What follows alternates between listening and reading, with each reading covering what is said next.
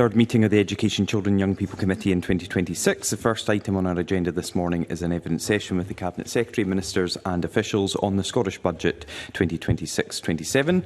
Can I welcome Jenny Goruth, Cabinet Secretary for Education and Skills, Natalie Dawn-Innes, Minister for Children, Young People and the Promise, Ben Macpherson, Minister for Higher and Further Education, Claire Hicks, Director of Education Reform, Shirley Lang, Director of Lifelong Learning and Skills, Alison Taylor, Director of Learning, and Andrew Watson, Director for Children and Families at the Scottish Government. Can I welcome you all to the meeting? And Cabinet Secretary, I understand you wish to make an opening statement. So over to you.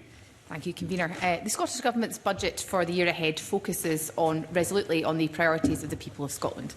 Accordingly, the Education and Skills budget for 26-27 is over £3.5 billion, with an increase of £136 million this year in resource spending.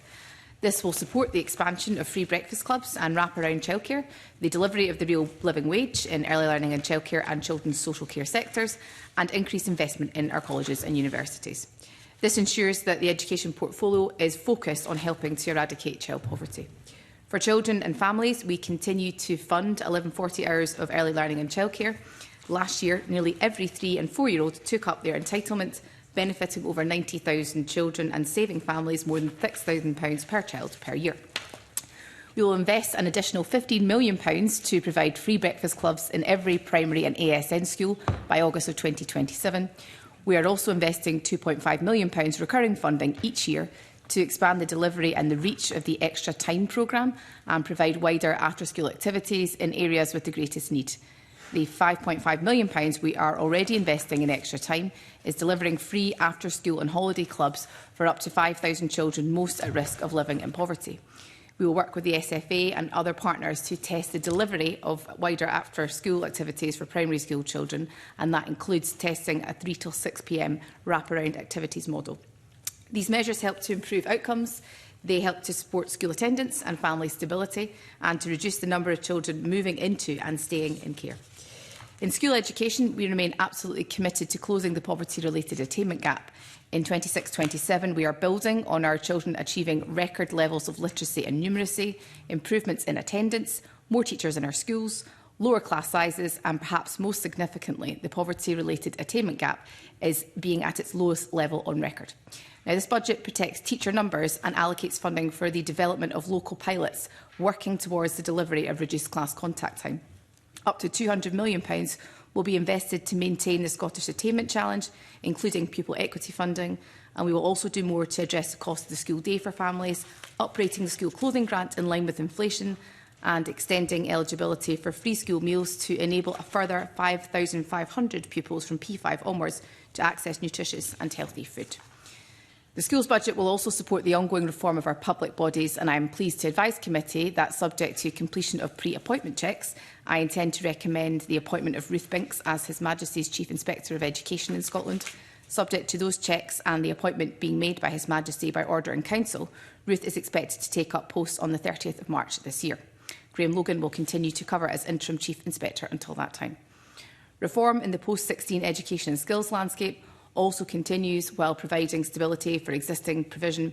We are providing an above-inflation investment for colleges, delivering an extra £70 million of investment and an additional £55 million for our universities.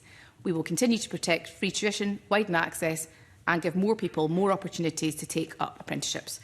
Stability, sustainability, progress and delivery are the key themes underpinning the priorities in the Education and Skills budget for 26-27.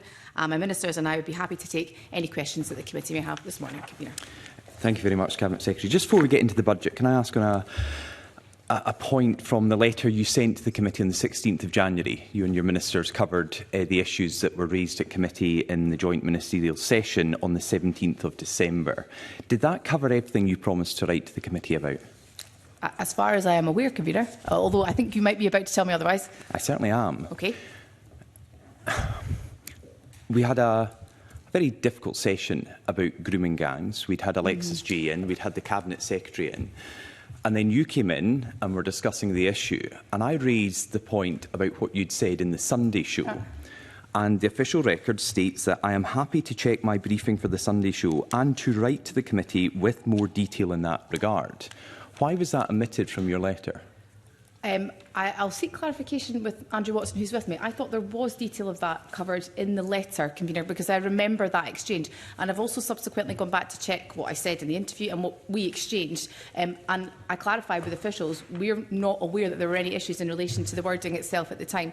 But I will clarify with Andrew Watson. My understanding was it was covered in the letter itself. But a copy of the briefing notes that you had for the Sunday show, is that something you can share? Yeah, I'm more than happy to share that with you. So we can get a copy of the briefing notes? Absolutely. No issue with that at all. And we'll make sure you have that during this meeting, or well, my officials are with me during the meeting, but we'll make sure that it is with you as soon as possible. And I apologise if that's not been shared with the committee, but I did check in relation to the letter itself, and it was addressed in the letter. But I accept your point in relation to the briefing itself for the Sunday show. So happy to do that on the back of today's meeting. Thank you. On the budget generally, before we get into some of the specifics, this is the final budget by the SNP government in this term. What aspects of the manifesto are not going to be delivered? So the manifesto you and the government were elected on in 2021 are now not going to be delivered in this parliamentary term. Well, I think there are a number of really positive aspects in the budget. I know, Cabinet Secretary, and we'll get to that. I know there'll be questions about the positive aspects. I'm just asking, what are you not going to deliver? You've had 5 years now. This was your final chance to implement elements of your budget from 2021. What is now not going to be delivered? Give us a list. I'm not going to provide you with a substantive list. Why not? Because I think there are a number of really positive things in the budget that we have provided for that were actually not provided for in the manifesto if you go back to 2021. So things have changed substantively since the manifesto was written, and I think we should be mindful of that. And there have been challenges for the government, which I'm sure we'll come on to discuss. But I'm not going to provide you with an exhaustive list of manifesto commitments from 2021 today. But I will talk to some of the really positive measures that we've put into the budget, not least the funding for free breakfast. And if you want to talk about examples from the manifesto, which I said I would do, but I'm now going to do it. That was an example from the manifesto from 2021 in relation to free breakfast provision. We've not been able to get there during this parliamentary session, but we are now putting in funding to ensure that that is delivered in every primary school and in every special school across the country. So I think that's something we should welcome. I totally accept that we should have been able to deliver that more quickly than we had originally planned for. But I think we also need to reflect on the substantive changes in relation to the financial climate that we are operating now, which are markedly different than that which existed in 2021. And you will well recall, Convener, from my time in transport, some of the challenges we faced in big infrastructure projects in that regard, in terms of the rollout of projects that we had promised to deliver and that were much more challenging to deliver in relation to the capital costs soaring. And of course, that's been the subject of other debate in recent weeks. So the challenges experienced in different portfolios have been experienced in the education portfolio. We have tried to mitigate those challenges as best as possible. One of the things, of course, we've had to respond to are the soaring costs associated with staff pay. We've met those demands, but that has been challenging for the portfolio, and I think that challenge has been experienced across the Peace and Government. Do you accept, as we're going into an election period, people will look at the manifestos produced and delivered by parties and expect that to be what they're going to deliver? And there is a concern that bold promises were made by the now First Minister when he was in your position as Education Secretary that have clearly not been delivered. And people will then look at what you and other parties are promising in May of this year and wonder, what's the point of these manifestos? Will they actually be delivered or not? Because you're being very open with us that many of the things in the manifesto have not been delivered in the last budget opportunity before the election. Well, look, some of the things that we had attempted to deliver we were not able to deliver because of the funding costs increasing, and I've set out some of the challenge in that regard. But we have gone further in many other areas. I gave the example of free breakfast clubs, but we are making progress, and I think it would be remiss not to talk to some of the progress we've seen in recent years, in particular since the pandemic, which was challenging. When we look at closing the attainment gap, I'm sure we'll come on to talk about this, but we are now starting to see real progress in the most recent ACEL data from our primary schools, the lowest ever attainment gap in literacy and numeracy across the board. That's certainly to be welcomed. This year's exam results, again, real signs of progress. Increase in teacher numbers this year for the first time since 2022. So I think we are starting to see real progress in many respects, but we mustn't, in an education perspective, discount the impact of the pandemic in relation to performance in our schools and the challenges we've seen across the public sector, because wages have increased and we've had to meet that demand accordingly. Did your party overreach when it was forming its manifesto for 2021? Did it deliver more than it could possibly actually achieve? No, I don't believe we did overreach. I think that ambition. But you also accept that you've not delivered on a number of the manifesto commitments in this portfolio. Well, let's wind our way back to May. So let's look, for example, on the free iPads and laptops for every pupil across Scotland. Well, on that example, we've not been able to go as far as we would have liked to. So did you overreach in promising that? But let's wind back to the 2021. No, I'm just on that one. Did you overreach in promising a free laptop or iPad for every school pupil in Scotland to use at school or at home? I don't accept we did at that time. So you didn't time. Overreach, but you've not delivered it. But why have we not delivered it? Because of the change, financial and economic and climate that we all exist in. And I spoke about the challenges in transport, for example, in delivering big capital investment, infrastructure. The exact same challenges are faced in education at the current time. We had to respond to that. So I don't think anyone around this table could have predicted, for example, the impact of Liz Truss's mini budget. That had a devastating impact on the ability of this government to spend money. So were you on target to deliver a free laptop and iPad to every school pupil before that budget? Inflationary pressures Sorry, Cabinet Secretary, were you on target before that budget? Well, forgive me, Convener, I actually think I was Transport Minister at the time, so I can't give you a direct response. Was the government on any of the officials? Can any of your officials answer that? Well, I don't know if officials will be able to answer, but I think it's a little unfair to ask me what the target was when I wasn't serving in that role at that time. But it is imperative to understand, though, the financial impact and the climate that we exist in is markedly different than that which existed in 2021. That's why governments across the world have struggled to meet that demand. But we've been really consistently clear in meeting, for example, the demands of the trade unions for higher public sector wages in Scotland than anywhere else. And I think that's been really important in delivering record salaries for teachers. And that's something I stand by. But there have been consequences for that across the portfolio. Okay. I'd like to continue that for a bit longer, but there are other issues we want to look at. Tell us about colleges funding. Colleges funding. So we have been able to increase colleges funding. I'm sure Mr McPherson will want to say more on this, but I'm conscious that Mr McPherson was leading a piece of legislation till after 9 o'clock last night, so I'll say a little on colleges uplift. So the budget delivers a combined increase of £70 million in resource and capital funding. So that's the equivalent of 10% uplift on last year's budget. So it takes the total investment for the core college funding settlement to £764 million. And I think that budget uplift is welcome and has been broadly welcomed by the sector. And certainly it was an ask of us, and I met with Colleges Scotland along with Mr McPherson towards the end of last year to listen to their challenges. We have a number of institutions, I'm sure we'll come into the detail of this, Convener, that are facing challenges at the current time, and we are very live as ministers to those challenges and how we might meet that ask. So we were very clear, and certainly I was very clear in budget negotiations with CapSec Finance, who was reciprocal to that ask, that we needed additionality for the colleges sector to help support those institutions. And I don't know if Mr McPherson wants to say we'll come to Mr McPherson in a moment if I can, but at this session last year I asked you in particular Cabinet Secretary about the colleges funding and the cuts, and I put to you a quote from the First Minister the day before when John Swinney had said, with regards to college funding cuts, with the budget we are putting forward, I am confident that we have adequate resources to support individuals' employability and skills journey. I then asked you the next day in this committee room, did you agree with the First Minister that the budget provides adequate resources for Scotland's colleges? And you said, I do agree. Now, is this uplift this year a recognition that you got it wrong last year with your cuts? No, because I think if you look across the sector, the instability that we've seen has grown in the last year. And the response from government...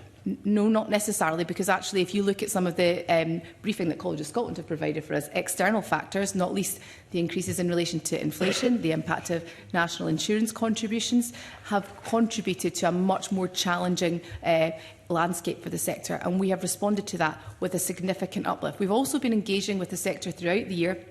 Mr McPherson has been leading on that work, and I've been engaging with Colleges Scotland directly and with individual institutions to ensure that this year's budget provided for that uplift. So I think this has been welcomed by the sector, and we're really keen to work with the SFC on how that's distributed to those who need that help and support from government. It has been provided for in the budget. But do you understand the situation we're in, where we're being asked to welcome an uplift in a budget a year after that budget was slashed?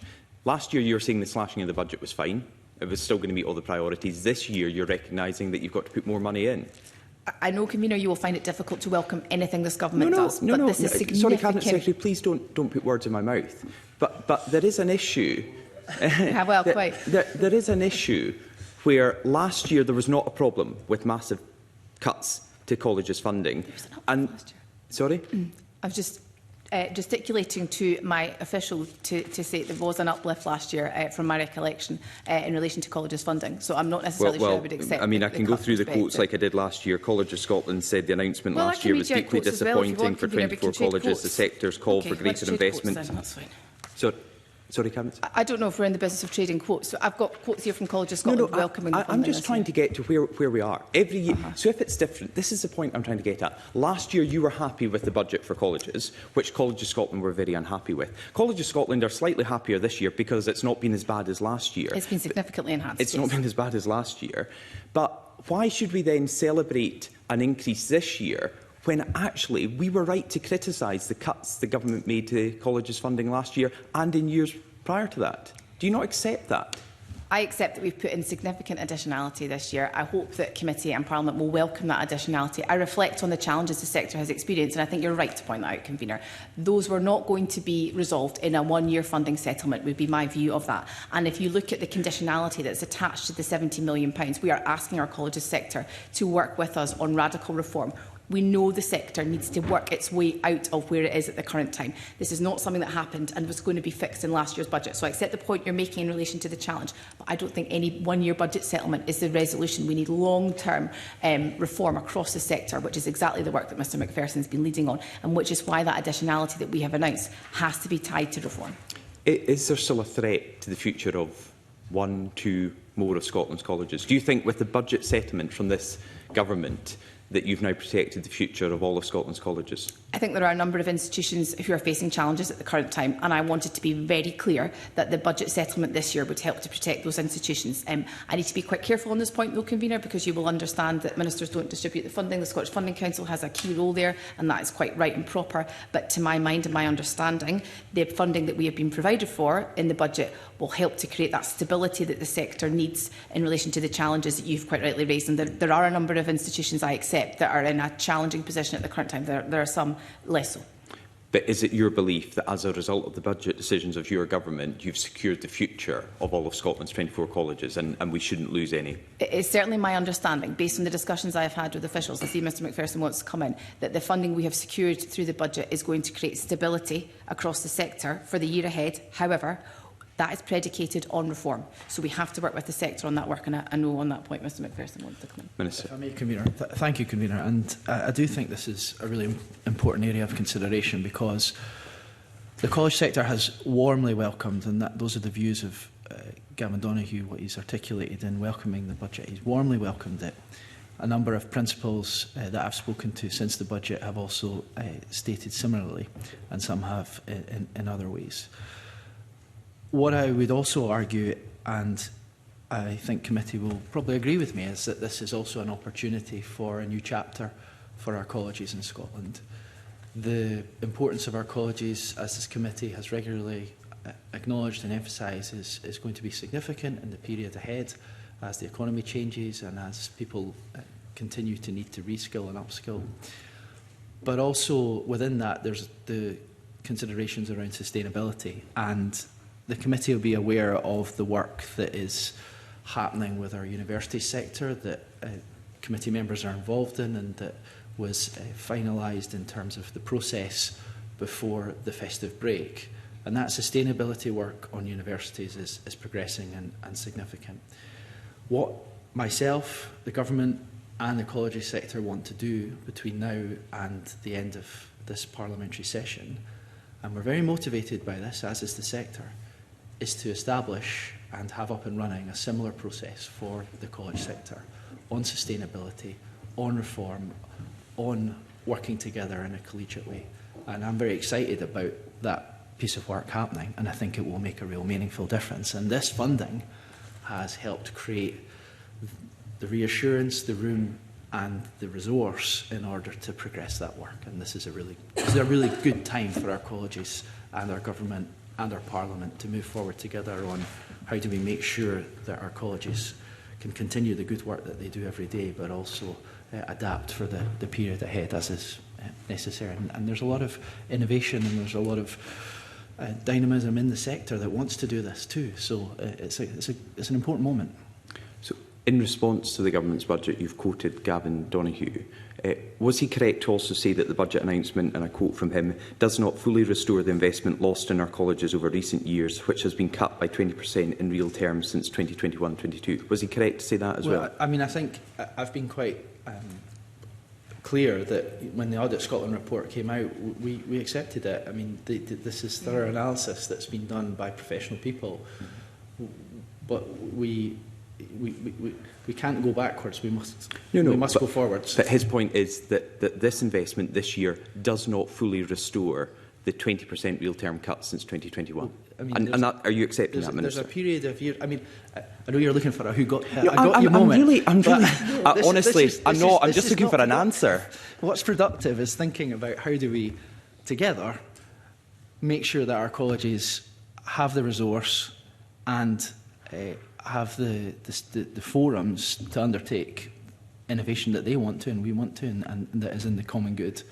And this budget is an increase, and it's an increase that we have arrived at as a government because we want to support our college sector. That's always been the case through all of the years that this government has been in power, and I'm sure other governments would want to support our college sector too, because it's in the common interest.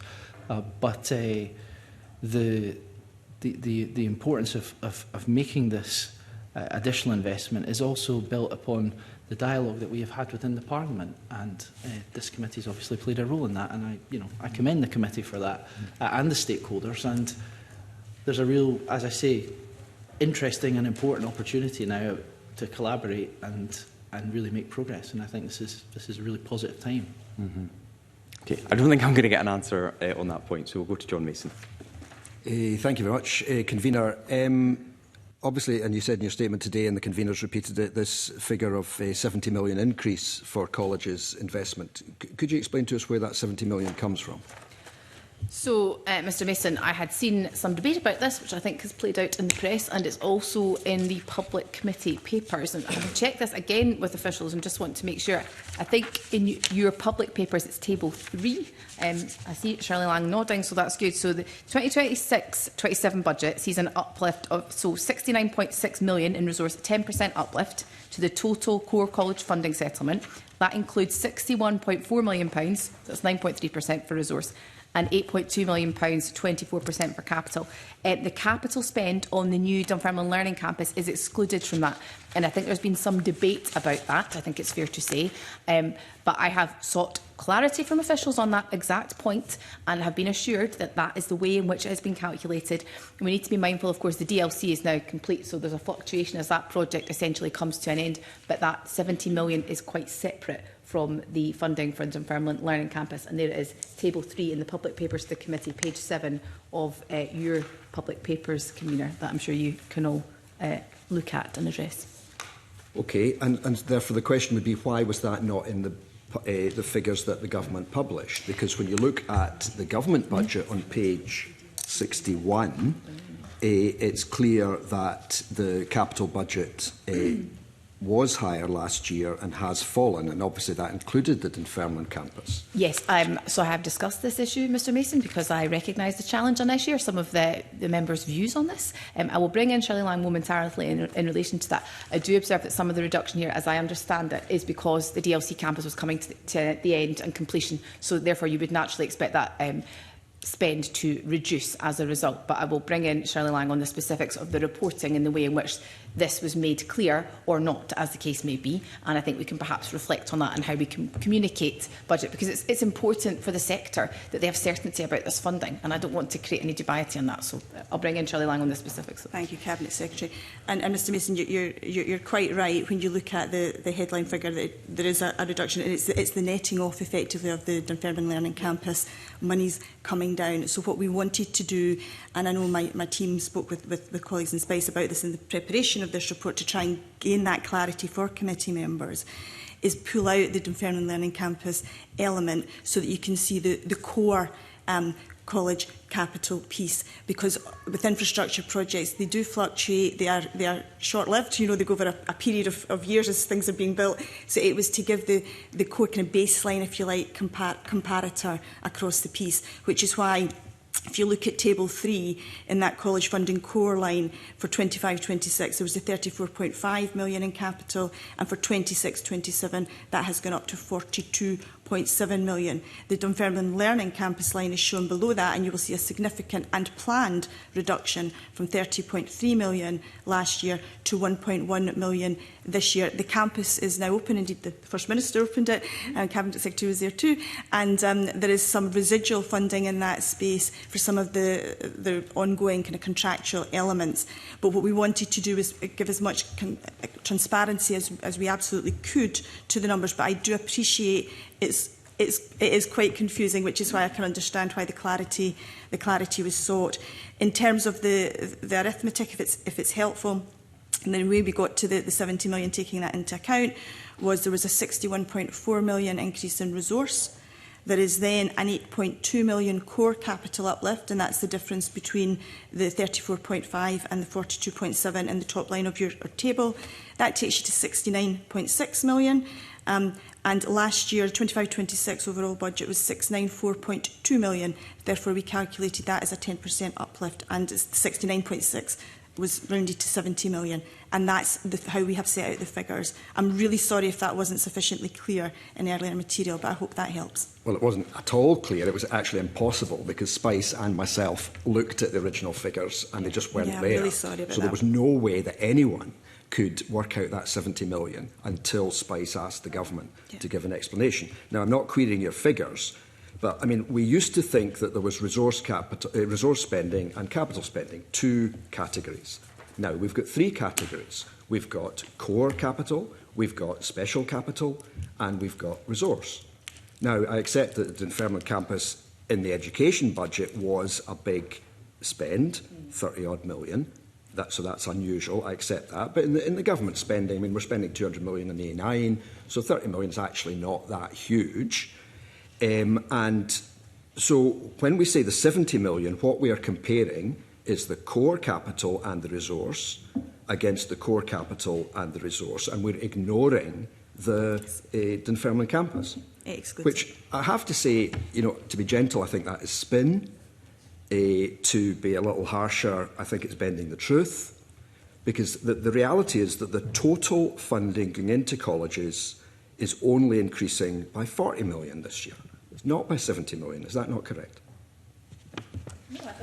I'm sorry, Mr Mason, that's not my understanding, and I think we need to be really clear on this point, because this is the point that I think Spice have had a toing and froing, it's fair to say, with my officials. And I again direct members to page 7 of your public papers, table 3, which makes it very clear. So a 69.6 million, 10% uplift, which comes from the 61.4 million, 9.3 for resource and 8.2 for capital. That is excluded from the DLC fund. These are two separate budget lines, so we mustn't try to put them together, which I think is where the confusion has arisen. I do accept, though, from the exchange that's been had today, Convener, but also from the press reports today, which I don't think are helpful, that we need to reflect on ways in which we communicate budget. I mean, bluntly, there's no point in me going into bat with the Cabinet Secretary for Finance for extra funding for colleges if you then look at tables like this and think that's not what's happening, or the sector has ambiguity around about it. So it's not helpful to me either as Cabinet Secretary. So I think we need to learn as a government how we can better present these figures.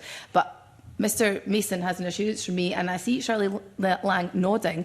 That is not my understanding of what Mr Mason has set out today. The DLC fund is quite separate from this, and it is in its totality a 10% uplift at £70 million, which was what we announced in the budget, or rather CapSec Finance did last week. That is excluded from the DLC fund.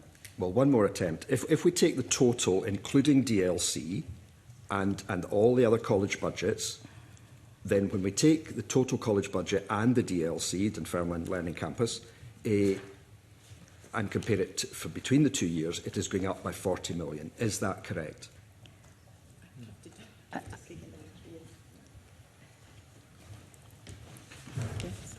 Yeah.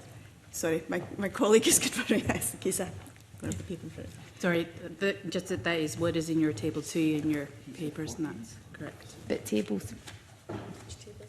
Table 2. But it is it's not my area, but it is the differentiation that Dunfermline Learning Campus is not solely a college in the education space. Apologies, Convener, I could come in now. I just didn't have the right table to hand, Mr Mason. I'm very sorry. No, you're absolutely right. It's the point I was trying to make earlier. It's the netting off. If you take the DLC piece, which was an increase last year, and take that out, then it looks as though there is a reduction because that is coming out. And when you take the 61 college resource and the capital's going down by 21, you get to 40. But we are comparing the core, and I'm genuinely simply trying to set out the facts as we have operated with them and as how we are looking at the budgets going forward. The Dunfermline Learning Campus reduction was a planned reduction because it's an infrastructure project that goes over a time period. But as I said in my earlier evidence, I appreciate it's difficult to follow through. Okay, Convener, I think I've given that enough of a shot, but I still find it odd, if I may comment, that everywhere else capital is one figure for capital, and here we seem to be splitting between core capital and other capital, which I just find very strange. Point from Mr Mason, we need to reflect on this and how we communicate the extra funding we're putting in as a government. I accept Mr Mason's points in that regard. Were you presented with options as to how this was laid out in the budget? Did officials, special advisers say, look, if it's presented in this way, it will look like this, if it's presented another way? No. Definitely not. No, and I can't recall ever being asked for views on how the budget lines would be presented as Cabinet Secretary. That's not, in general terms, how things are communicated with Cabinet Secretaries. And then, in terms of, maybe you can do it, Cabinet Secretary or the most senior official, Mr Mason is suggesting this is not a similar process that is followed by other departments within the Scottish Government. Is this something the Permanent Secretary should look at? Why is education doing this differently from other areas of government on this particular issue? Because do you accept it does look like spin on figures, and that's being generous? So I can't comment on other portfolios. I'm not necessarily sure that's accurate, but I'm just listening to the Exchange Convener, and I think it would be worthwhile as writing to committee following the evidence session today. And I do want to give assurance very much to the sector, because this is welcome additional investment. And I hear the points Mr Mason has been making, and I do wonder if we need to reflect on ways in which we communicate the data as a government. So I will come back to you if that's okay, Convener, because I'll be writing to you anyway with further information from the last session to set that out in much more clearer detail perhaps than has been documented thus far. Okay. Miles Briggs. Thank you, Convener. Good morning, Ministers and your officials.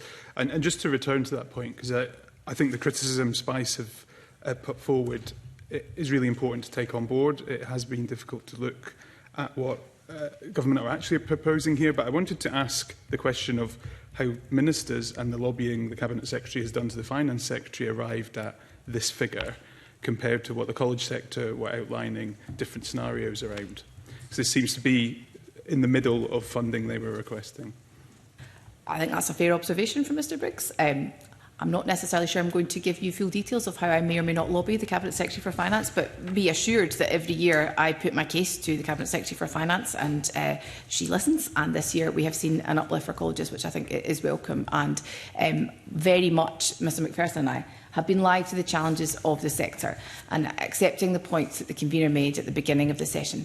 The challenges the sector has been experiencing were not going to be resolved in a one-year settlement, and I don't accept they'll be fully resolved in a one-year settlement this year, which is why the conditionality attached to this in relation to reform, in relation to sustainable growth, is so important, and we shouldn't divorce those two aspects. I think they're inherently linked. And in terms of the vision around infrastructure investment planning, which, given the capital conversations we've had, is concerning, because I'm not quite sure what the vision is from government and where monies will be allocated.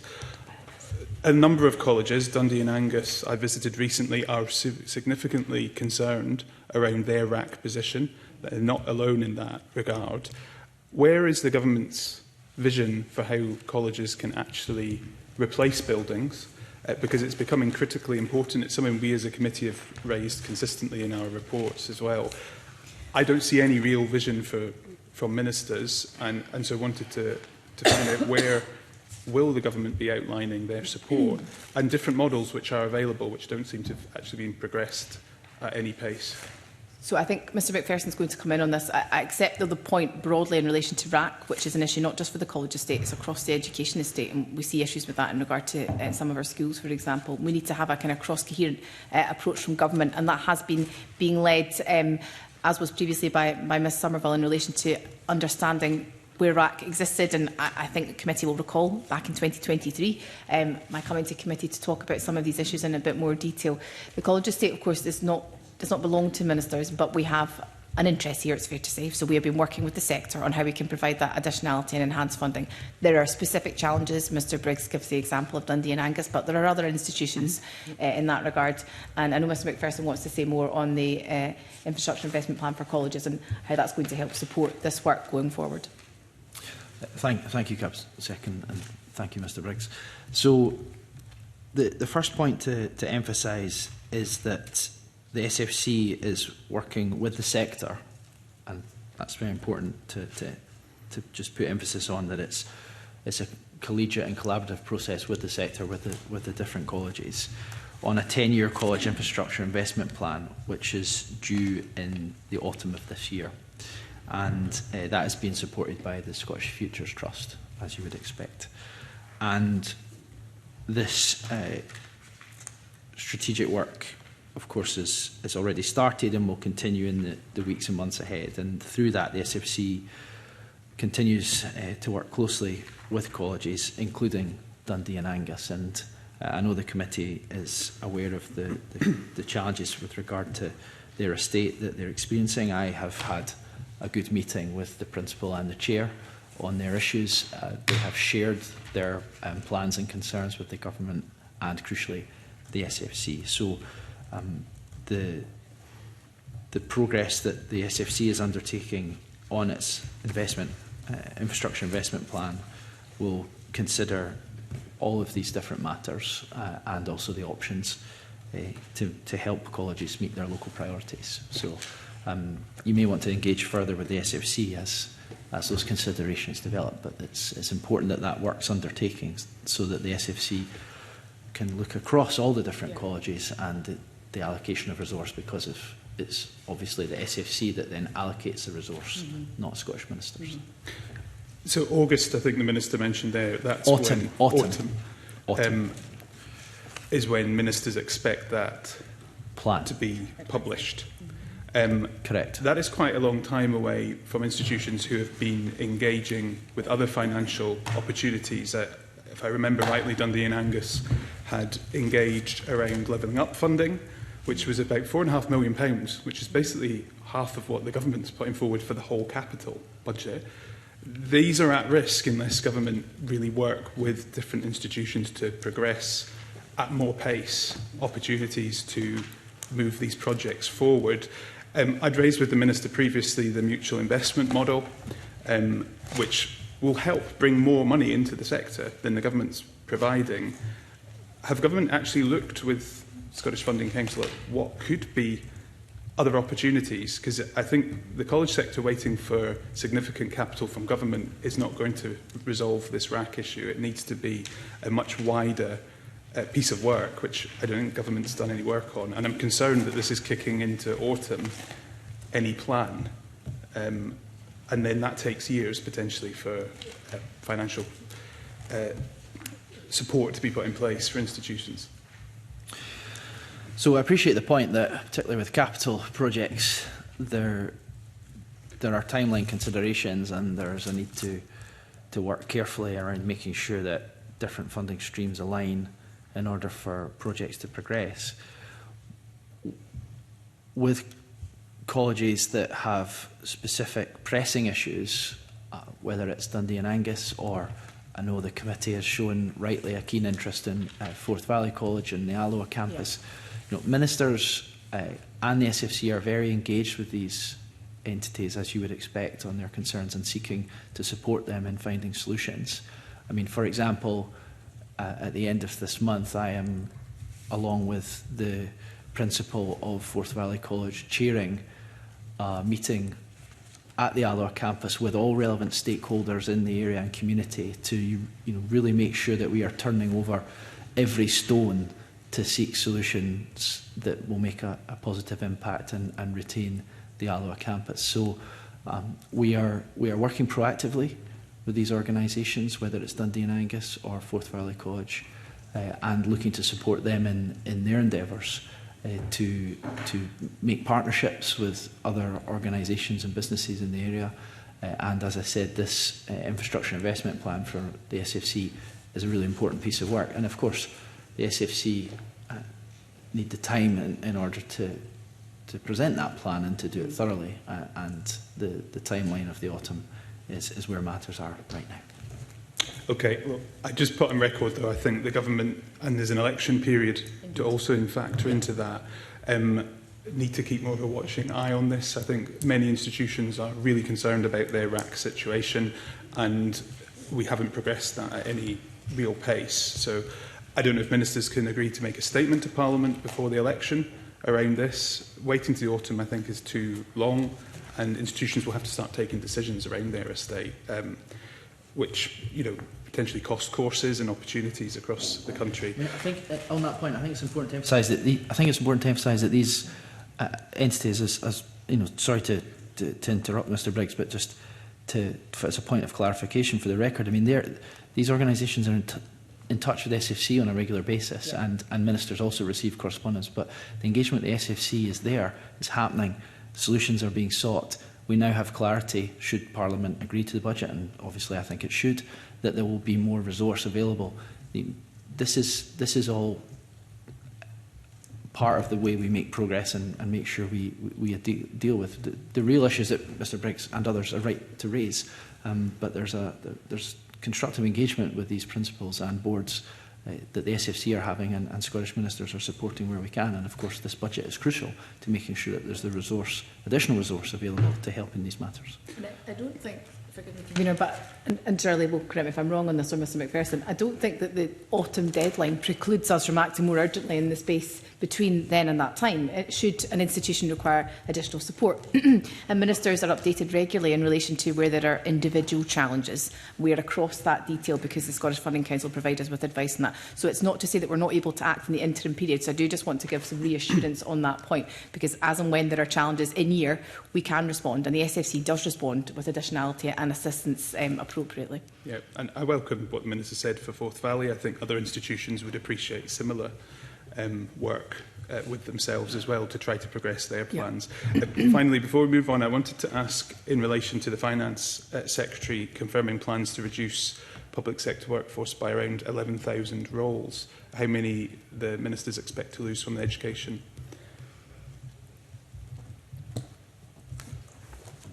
I think at the current time, I may defer to officials in that. I mean, education has to play its role in relation to us providing a clear route in terms of the savings that are required, and that's challenging. I would also reflect, to the convener's point, that the colleges sector has more than played its role in that regard in recent years. And I have been making these points, of course, in discussion with colleagues, because it's we need to be mindful we don't start from a level playing field, and particularly in the colleges sector, where we've seen staff reductions in recent years. I am very aware that we need to have a more targeted approach to how that might be delivered. I don't know if Claire wants to come in with a specific number. It's just in terms of the approach to the public sector workforce reduction, important to note the difference between frontline and back office roles within that.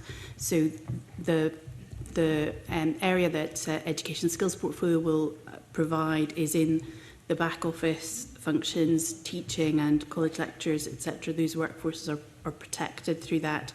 And indeed, our public bodies, as part of the Portfolio Efficiency and Reform Plan, will be looking at right-sizing, in particular, the corporate back office functions.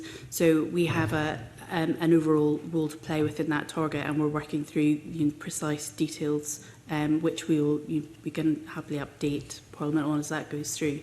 So there isn't a high level figure, but the Portfolio Efficiency Plan sets out the trajectory of that the portfolio will be following. And to meet what the Cabinet Secretary for Finance is suggesting, though, that would be around 10% of that. If you're protecting teacher numbers in that, that's the government quangos, then you'd expect 10% reduction. Is that? The board, Mr Briggs, I think we need to be careful about that. And some of these public bodies have grown exponentially, and your party regularly chastises ministers like myself on the growth of the public sector. And I think we need to look at that. And of course, this doesn't just apply to our public bodies. The Scottish Government civil service has grown over time since the pandemic. So we all have a role to play in that regard. And our public bodies will be key to delivering on some of those efficiency savings. But it won't be across the piece. It will be easier to create savings in some public bodies than in others. If you understand, some of the critical work that these public bodies take forward, not least examples being the children's hearing system, for example, are so essential that I think we would be very careful about looking at reductions from certain areas. We will have to play our part in education, no doubt, but we will also protect frontline services to the point that Claire Hicks was making, and that applies particularly in relation to teaching roles. Yeah, thank you. I'm sure the committee would appreciate updates on I've already given a commitment to write to committee, so we will assemble a list on behalf of the committee and make sure that we provide you with a fuller update. But it is worthwhile rehearsing again, to Claire Hicks' point, that those discussions remain ongoing at the current time in relation to the substantive number that Mr Briggs is seeking at the current time. Okay, thanks. Thanks, Camilla. Just before we move on from Mr Briggs's point about the College Infrastructure Investment Plan, that comes off the back of the College Infrastructure Strategy. How long ago was that published? I cannot recall, convener. Shirley? See if I can find the date. Apologies, I'm struggling to get it to hand right this second. We can come back to you on that if that's okay. Yeah. Forgive me. Was it months ago, years ago? As I say, I'm Okay, literally I'll struggling to answer my find the question. date right now. I'm not trying to be difficult. Well, I'll answer it then. It was almost 4 years ago. So why do we have a college infrastructure strategy published almost 4 years ago by the time the infrastructure investment plan will then be launched? Why is there this big gap? Audit Scotland advised that in their Scottish Colleges 2025 report, a clear plan for the future of college estates is vital as capital budgets become stretched. So we've known the issue almost 4 years ago, and we're still waiting. It's almost the entirety of this Parliament. Does that seem reasonable and acceptable? Well, I think we need to track back to the points I was making earlier, convener. Almost 4 years ago, so we're talking about the start of 2022. Liz Truss mini budget, when was it? September 2022. So I do think we need to be mindful that we set out a trajectory. There were a number of incidents that happened, not least involving former leader of your party, which affected inflationary rates across the United Kingdom. All of our mortgages going up, things much more expensive now than they used to be, and yes, less money to spend on capital projects because of those inflationary pressures. And I am sure that those things have had an impact in relation to our plans. And I see Shirley would like to come in on the substantive point, Kabira. Not at all, Councillor. I'm so sorry, I just couldn't get my hands on the paper. You're absolutely right. The College Infrastructure Strategy was published in November 2022. And there has been work ongoing since then. I think there's been the baseline exercise has been a really comprehensive survey of the Scottish College estate. It's the biggest one that's ever been undertaken. It's going beyond the state of the buildings, look at things like digital infrastructure as well. And the SFC are going to use all of that information in terms of how they take things forward, and all of that is playing into what they are planning to publish in the autumn. So you may wish to take this up further with SFC, but in general it's the complexity of it that is taking the time. But it shouldn't take that long. What I'm trying to get at is the situation with the college infrastructure has got worse in that period. It's got a lot worse. I see it myself in Murray College. And we just seem to be hanging around, waiting for things. I mean, it's amazing how much Liz Truss has been blamed for in this. Based on that answer from Ms Lane, actually, this plan then was produced after the mini-budget, not before, as you said, Cabinet Secretary. Well, you were saying 4 years from today. But, so I traced that time back. But I do think it's important that the impacts of that budget continue. Okay, yeah. Yeah. But do you not accept the point that that seems an unreasonable amount of time to be waiting to just get the capital infrastructure investment plan? I accept there have been challenges, but I also think more broadly we need to be mindful that the college estate is not in the gift of ministers. So we don't own the college estate, and we compare that, for example, to the school estate, where we've managed to put in significant investment through the Learning Estate and Investment Programme and have transformed the quality of the school estate through dual investment with local authority partners. That's worked extremely well. In colleges, it is quite different. And Mr Macpherson talked to some of the challenge that the SFC has to take forward with individual institutions, analysing the needs of those institutions. It's not quite the same as a lift approach that we use in schools. So there have been challenges there, no doubt. But I do think the inflationary pressures have played a role in that regard as things have become much more challenging. And the RAC issues, from memory, in late 2022 would not have been as present as they then became because of the issues which unearthed probably in September 2023, when, of course, the extent of RAC across the country, across the United Kingdom, really became known. So these External effects, I don't diminish what you're saying, Convener, but they have had an impact in relation to the pace of change in that regard. But I do think it's worthwhile recording that we now have that additionality that's needed to move forward, and I'm very pleased that we'll be working with the SSE on providing the support that Mr Briggs quite rightly speaks to, particularly in terms of those individual institutions who are in need at the current time. So is it the view of the Cabinet Secretary and Ministers that given this plan is going to be published in autumn of this year, in this financial year, there's money in that budget that has been provided to deliver the investment? As I understand it, Convener, yes. And how much? So well, the Cabinet Secretary confirms that there is that money, so she's not just plucked that answer out of thin air. The plan, as I understand it, will be supported by the investment that we've put in relation to the budget. Yeah, so it is the capital uplift. Shirley, do you want to come in on that point? So the entirety of the capital uplift? So there are a range of aspects that will come together here. So the infrastructure investment plan is due in autumn. And Convener, if I may, just looking back through my own notes, appreciating the time frame and the time lapse there has been, there were actually various updates provided in 2023, 24 and 2025 by the SFC at different points. So I appreciate we're still not there yet, but there were progress provided. That infrastructure investment plan will then inform where things are taken next, but it ties in with what the Minister was saying earlier about the work that is underway around transforming the sector. So the cross-party work that's underway with universities, the work that the Minister spoke about with regards to colleges, all of that is about how we ensure that our further and higher education sector is facing into the challenges, demographic, net zero, etc., and is fully fit for the future. So that transformation work, together with the infrastructure investment plan, will play into decisions that are taken around future investment. But as the Cabinet Secretary says, there is an uplift of 8.2 million in core capital this year for the sector, and the SFC will, as it does with all allocations it receives from Scottish Government, decide how best to utilise those funds across the sector, weighing up both the urgent priorities and the longer term. So is that the view of Ministers, that £8.2 million has been provided to the SFC to deliver the capital infrastructure investment plan? Well, yes. Okay. Well, let me elaborate, Convener. Okay, sorry. So, yes, and of course that is the provision in this financial year to go towards the investment plan. But the investment plan will, I would predict, include projects that will span across financial years. So, just for clarity and completeness, I also think it's important to emphasise that in the years, in the financial year that we're still in, and in financial years past, there has, of course, been capital investment into the college sector. I mean, there was discussion earlier about the new campus in Dunfermline, and Fife College have opened. So I just think it's important, while there are absolutely challenges with RAC and maintenance and repair, not in any way not being cognisant of that, but there's a lot of good buildings and a lot of good college campuses across the country that are great places to learn and be in. So I think it's important for to be balanced. Yeah, and that's good to have that on the record.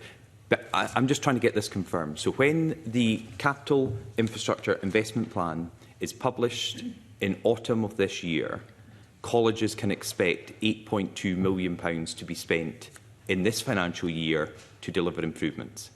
Well, of course, it's for the SFC. Yeah, but that's what the government's expectation of the SFC is, and without directing. Some of that within the financial year may want to be utilised by the SFC. I don't want to speak on their behalf. It will be for them to articulate this.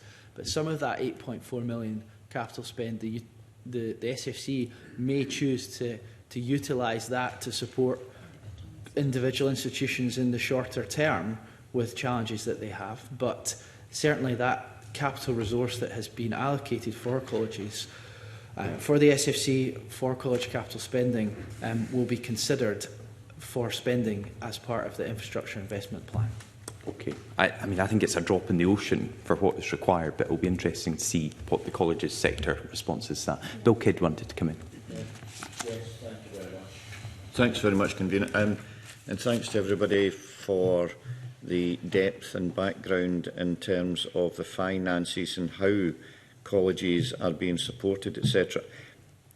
The rationale behind having colleges in the first place is actually to deliver education, and on the back of what has been talked about, can I ask how what's being delivered in the budget is ensuring that apprenticeships, which colleges help so much in the delivery of, remain an accessible path for young people, how apprenticeships are going to be delivered, expanded upon, and given a better role in society?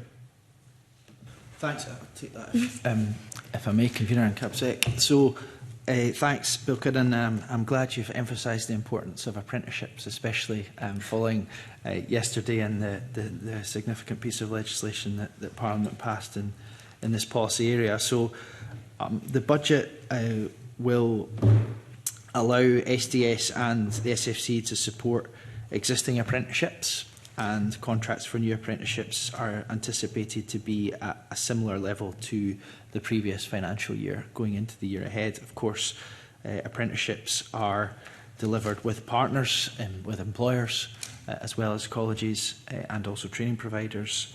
So it's you know, there's a diversity of entities involved in the delivery of apprenticeships, we know that there's strong demand for apprenticeships. More and more individuals are considering apprenticeships as the pathway for them. This is part of the pivot that we, I think, strongly need to undertake as a society, where there's parity of esteem of different pathways, whether that's going to college, going to university, or going into an apprenticeship, or indeed going straight into employment. So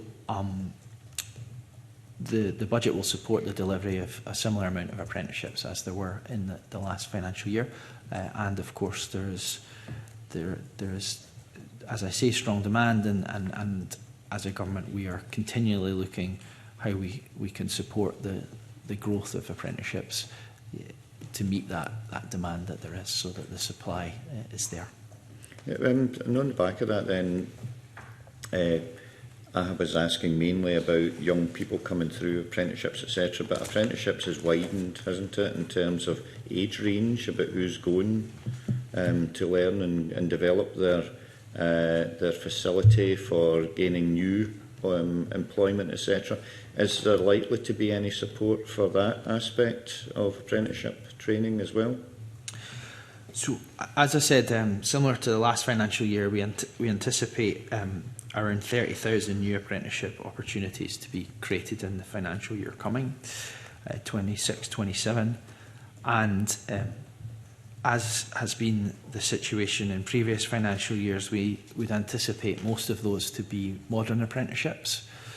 So in the last financial year, for example, there were around 25,500 new modern apprenticeships.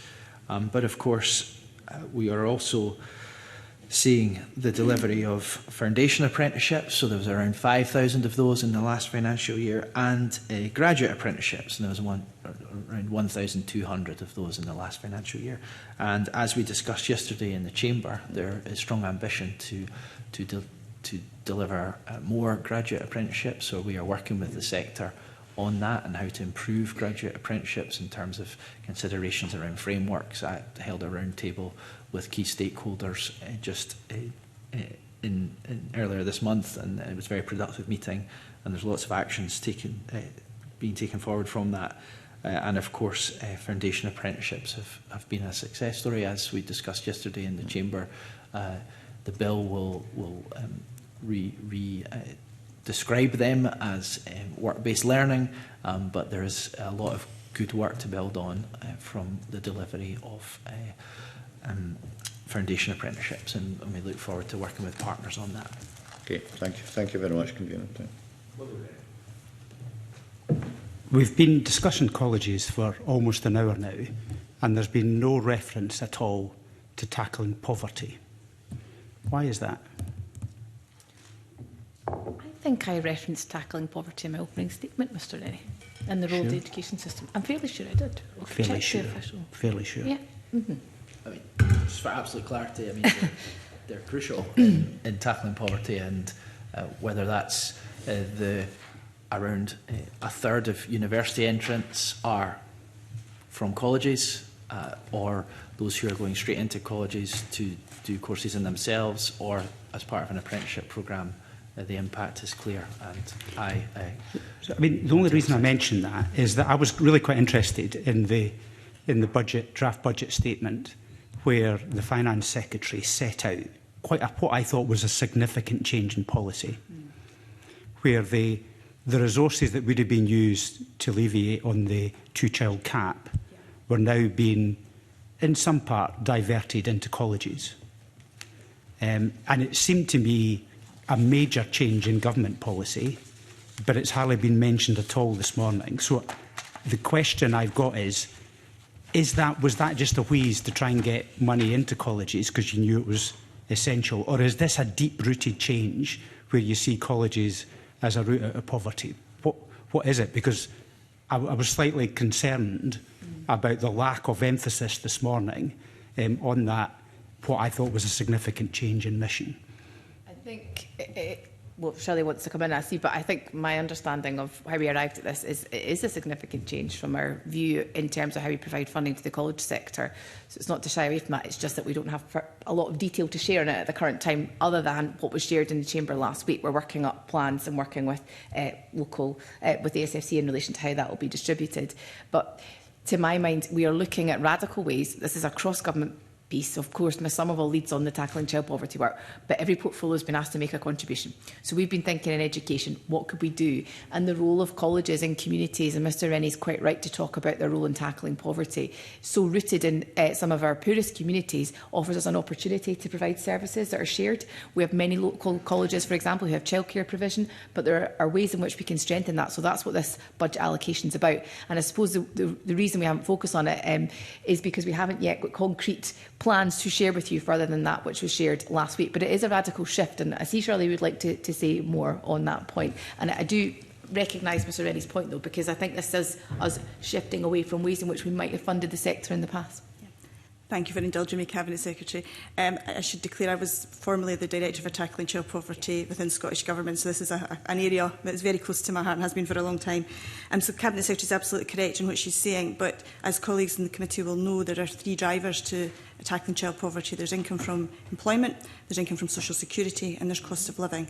And the RISE project, which is part of the whole family support package, which I believe is what you're referring to, Mr Rennie, is very much in that space of income from employment. It's about how you reskill and upskill learners of all ages in order that they can earn money, have money in their own pockets, make their own decisions, and that helps mitigate against child poverty. So, as Cabinet Secretary said, more detail to be worked up.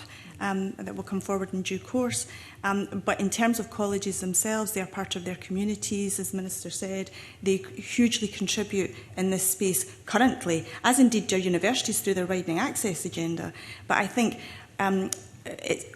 where you're quite right to say we perhaps should say more about it is the fact that, that income from employment and the role that our education system in its entirety has to play in that space is something that there's a huge amount of investment going into, and local colleges are delivering on that day in, day out, that you can see around the country.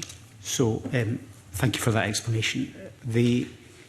So it sounds like this is not unrestricted money then. Is this actually going to help colleges deal with their funding challenges, or are they going to be asked to do more? I think it's complementary to the challenges that they face at the current time. I don't see them as being in competition. But I do think, to your substantive point, Mr Rennie, this is about us fundamentally changing and thinking about how we fund the college sector, and also recognising that this isn't just about buildings, which of course Mr Briggs has pursued, and I'm sure others will look at other areas, but this is about the fundamental communities that our colleges support. So can we leverage additionality to reduce poverty into our colleges sector, because we know they play an integral role, and also help to support them. So I don't see those two things as being in competition in that respect. But I don't know if Mr Macpherson or Ms Lamb wants to say any more. Don't have more to add. Okay. Okay, so I was at the EIS FILA event last week. They were pleased with the additional money. But there wasn't jubilation And there wasn't jubilation because they don't know whether there's a long-term change in policy that will result in a significant uplift over a number of years, or is this just a one-hit before an election? So there's a hesitancy in the sector. Now, I know the Cabinet Secretary and the Minister can't give us a commitment about future year budgets when they might not even be in power. But from their perspective, do you think that this is an indication of what is more to come, or is this just going to be a one-hit? What kind of assurance can you give that you believe there should be a longer-term change? Okay. I was there that evening as well, and there was some jubilation in the room, I thought. I'm a fighter. But maybe that was more to do with the announcements that Ross Greer and I made around Fair Work. But no, there was definitely a sense that the uplift in funding was important and welcome. But I appreciate that there are thoughts and some concerns about what this means going forward. And I would just refer back to what I said earlier about the work on sustainability, building on the tripartite engagement that there's been some time, which is very, very good, between the government, the SFC and Colleges Scotland, and how we progress the tripartite work to a formal piece, a formal process of consideration on sustainability and the future, like we are doing with universities. If my strong ambition is to have that up and running in a similar way with the college sector as it is with the university sector before Parliament rises for the election. And that will help the next government and the next Parliament on the priorities for the college sector going forward in terms of funding and in terms of change. So it would turn to the SRUC. I hope the Minister was following the evidence session from last week. How much is he following the ups and downs of SRUC? Is this an institution he's watching closely? I caught some of the follow-up from last week's session. I didn't manage to watch it all, and I'm sure colleagues will appreciate that. Can't have had something better to do than watching that show. Busy ministerial engagements and meetings. But I did have a very good meeting with the SRUC here in Edinburgh at King's Buildings, and that was on the 19th of November. And they wrote to me that week. As far as I can recall, it was on the 19th, and then they wrote to me on the 20th. And there are matters within that correspondence that I'm still considering. The biggest point we discussed was their ambition to undertake a name change to University College, and that is under consideration still. So I'm sure they raise with you the capital allocation and how it compares, for maintenance purposes, compares with other colleges. I know they're a hybrid organisation, but for the 7,000 or so students, part-time, full-time, short courses, they get £173,000. That's what they've had this year. And whereas others, West Scotland, 4 million, other colleges of similar size, a significant higher level of support. Is this something you're looking at? Because they've got quite a large estate. I know myself in Cooper, they've got the Elmwood campus, which is now boarded up, in part because they can't afford to maintain it. Is there going to be a change in the capital allocation for the SRUC? So just to be completely clear, I cannot recall directly whether those capital questions were raised with me in the meeting that I had in November. Alec Rowley have asked me about the Elmwood campus, I think 2 weeks ago, general questions, more with regard to staff, and asking me to meet representatives. And I gave an undertaking to do that, and we're looking to organise that. In terms of SRUC, I'm not aware of correspondence that's been sent to me directly from SRUC on these matters, but I would anticipate that on their capital budget they are in engagement with the Scottish Funding Council. I will meet the Scottish Funding Council soon for our regular discussions, and I can raise that matter with them and seek an update. I hope we can see an uplift, because they have got a large estate, a small amount of money, and that's resulting in campuses being shrunk. And there is a feeling of demise in many of the campuses across Scotland, particularly in Cooper. So I hope the Minister will look at that and come back to me with some kind of answer. Thank you. Minister, I know it was before you were in post, but a couple of years ago, as part of the budget, I think it might have been 22-23 budget, there was £25 million initially allocated for colleges and £20 million for universities as a one-off transformation fund. That money was then very quickly reallocated to cover the pay settlement for teachers, which was understandable to resolve the strike action at the time. I'm just wondering, though, given that the rationale for that money was recognition that colleges in particular did need to change their method of delivery, the additional money that's been allocated this year is obviously very welcome. It's not the same as that. It's not badged as a one-off transformation fund. But what is your expectation about how colleges spend, particularly the resource side of that? Capital's been well covered this morning.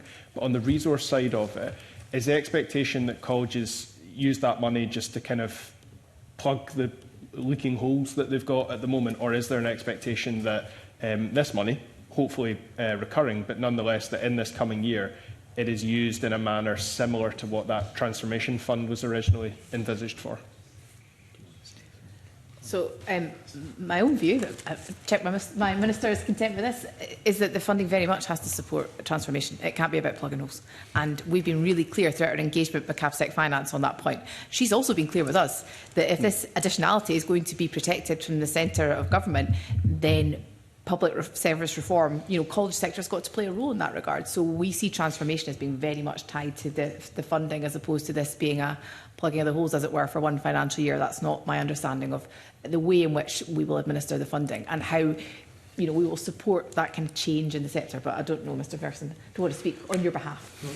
Thank you. And I appreciate I can't speak to directly to the years past and the previous fund, but as the CAPSEC's emphasised, there is an expectation that this uplift in resource will create not just an alleviation of some of the pressure, but opportunity for progress. And I would say that it's not just from ministers that there is that anticipation and determination and ambition. It's relayed to me by principals regularly. There's strong determination amongst many of the principals that we engage with, and they're excited to drive this process of making necessary changes and taking the sector forward. And that's why the piece of work that I talked about in response to Willie Rennie a moment ago on how do we progress the tripartite engagement to a formal process on sustainability and the future, I think is something that we really want to get moving on, and then that will empower our sector to take forward what they want to do as well. So I think it's an exciting time, actually, and there's a lot of ideas, there's a lot of innovation, there's a lot of creativity, and obviously a lot of passion in the sector, and we want to support them as they continue to develop the institutions to meet the needs of learners and the economy in the 21st century. Thanks for that. I mean, I still feel like I've got a pretty patchy understanding of where colleges want to go in terms of that transformation. So I agree with you that it's clearly not just government telling colleges. Every time I visit a college, the principal, senior management, students, lecturers, they're all bursting to talk about new and different ways they want to do things. I'm conscious that when that transformation fund was allocated, because there was the gap in time between it being part of the budget and then it being transferred over to teacher pay, that quite a lot of institutions had started developing and in some cases had completed plans on how they were going to spend it. I think it was a pot of money they could bid into, so they were putting together proposals to bid into that. Have you had any discussions with colleges that you can maybe share with us now? Obviously you don't need to get into specifics if it was private, but just to put a bit of colour on this, what do these transformation projects actually look like? What are the kind of things that you're looking to see them do? And have you had any conversations with them about whether those proposals that were only made a couple of years ago are still relevant, are still can be taken off the shelf and deployed? I mean, there are a number of matters that the tripartite group has spoken about, and I think it would be perhaps more helpful for the committee if I took that away as an action to assess the tripartite group minutes and what might be of interest to the committee at this juncture to share. However, I also think it's important that we move forward in a spirit of genuine partnership, and I would want the College of Scotland to be around the table for articulating such detail to the committee so that they can speak on behalf of the sector. So I think I would rather, if Ross Greer is content, take it away and make sure that I communicate accurately and thoroughly on things that have been considered already as part of the tripartite group, but also respectfully to our college partners in this and the SFC. Yeah, no, I absolutely appreciate that, and that would be useful.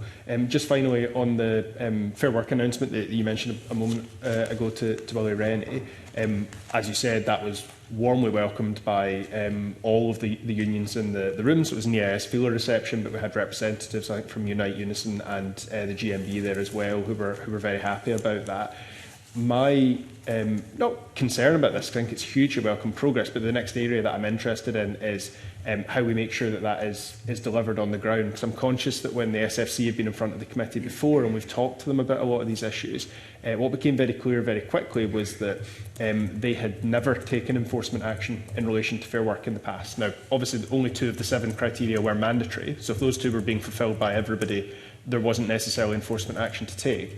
But I'm conscious, given the discussion we've just had with the bill that was passed yesterday, a lot of that was about the SFC's ability to enforce, what options it actually has, and particularly in relation to a lot of Fair Work issues. Calling money back from an institution is very rarely going to solve those issues. If anything, it would make it worse. So what are your expectations around how the SFC ensures that all 7 of these criteria are implemented effectively, and what would you expect them to do if they became aware of an institution that wasn't doing that?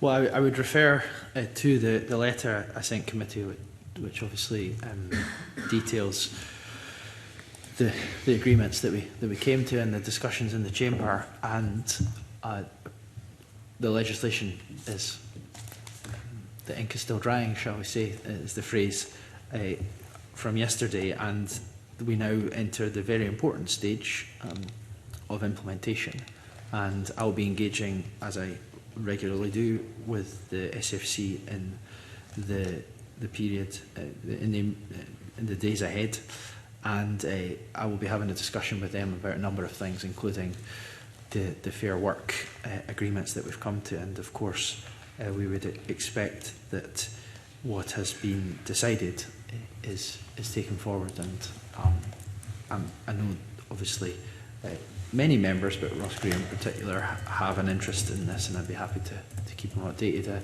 I know that officials engaged with the SFC in recent days. I don't know if Shirley, you have anything further to add? No, not in terms of the specific details. You see, it'll be a condition of grant from April when the SFC puts that out, and we will continue to work closely with the SFC and understand exactly the points you're raising. Yeah, I mean, from every conversation I've had with them, I think there's certainly a willingness. I'm not concerned that they are reluctant to take action in this area on the basis of ministerial direction. It's just that it is an area that they have never taken action in before, so there's a question of, well, what would that actually look like? And taking your point that the ink is not yet even dry on the bill that this was all tied to, it would be useful, as this develops between now and the start of the financial year, if there's any further detail that you could share with committee about how the SFC will play its role in making sure that this policy is implemented, given that it's new ground for everyone. I'll absolutely endeavour to do that. Thank you. Thanks. Convener. Thank you. There's been a lot of focus, rightly so, on colleges and the reaction from colleges to the budget. Let's just briefly look at universities. Was James Miller, the convener of University Scotland, correct to say about the budget, it does not adequately address the sustained financial challenges the sector has faced over recent years? Universities will continue to experience financial pressures, and this budget will have little impact, particularly when it comes to funding for teaching, which underpins the student experience and supports jobs in the sector. If I may, thank you, Convener. So, I've had really good engagement with the University of Scotland in recent weeks on the budget and on the piece of legislation that Parliament passed yesterday. So, although it's fair to say that University of Scotland would have liked more resource in the budget, I do think it's a fair settlement for this situation we're in right now, and may I say a little bit more about that. Of course, the sustainability work that was formally commenced in December, and actually the first meeting will take place at the end of this month.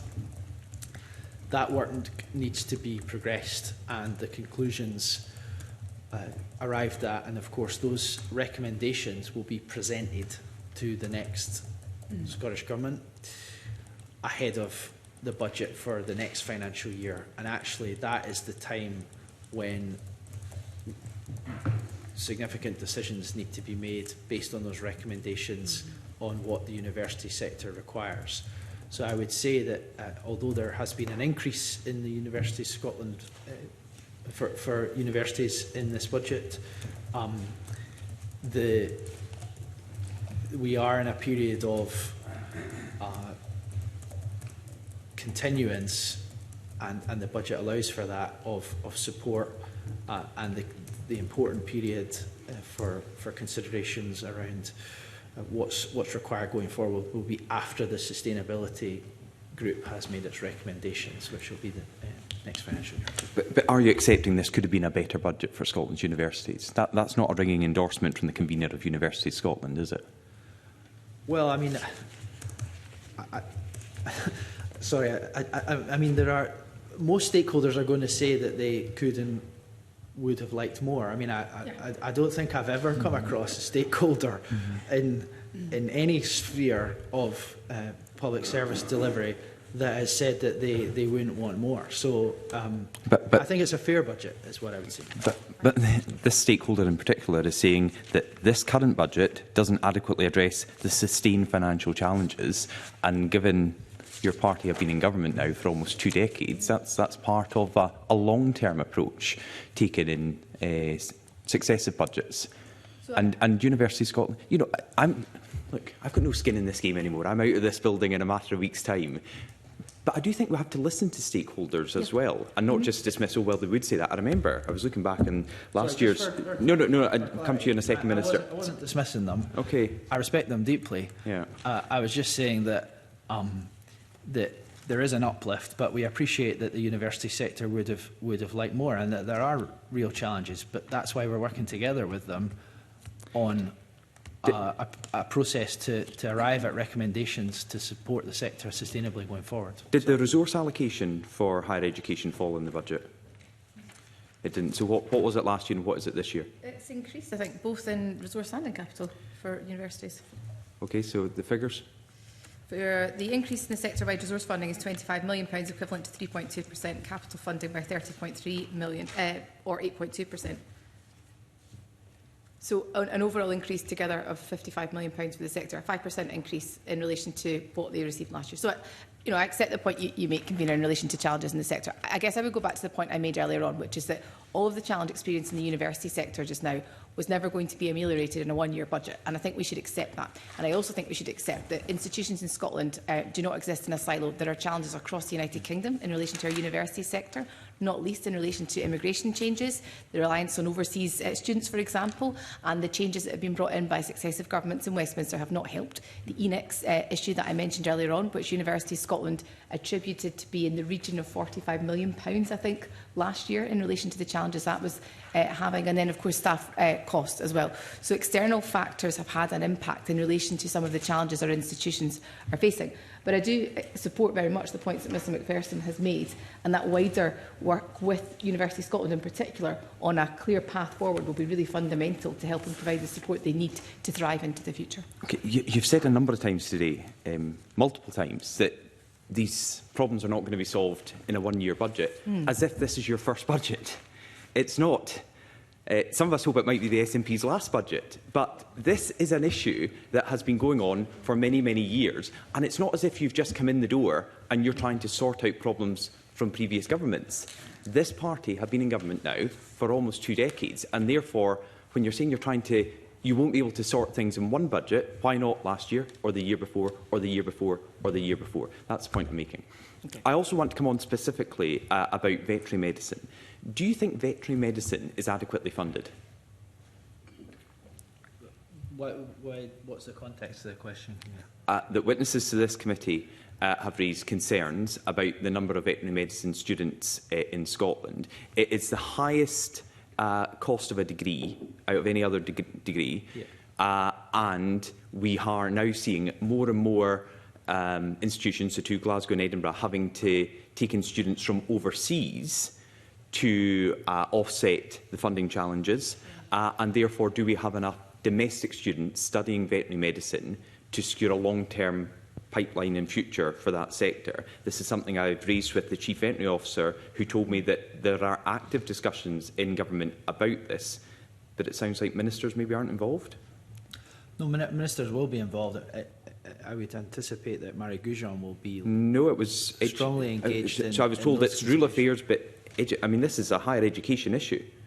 Well, it's both. Having been a rural affairs and national environment minister before and engaged on these points. I mean, of course, just for context, one of the key reasons behind challenges in many areas of where we have skill shortages, but I know it's certain. I know that during the process, this was certainly a strong concern. Brexit has affected the amount of veterinary graduates and vets in general in Scotland. That was a big concern during the Brexit process. I would want to speak with full information on these points, so I'd like to take that away, Convener, because it's something that we need to make sure that we have enough adequately and appropriately trained people, and I would want to engage with the Chief Veterinary Officer on those points as well. Okay, there is a specific ask from the BVA for a dedicated funding uplift for veterinary medicine, reflecting the regulated nature, high delivery costs and strategic importance to public health and rural economies. As I say, I know you said to Willie Rennie you didn't watch last week's session. It came up. Johnny Hall from NFUS mentioned this. I was encouraged when I spoke to Sheila Vos about this, that this is, I think I asked her, is this a high priority for the government, and she confirmed it was.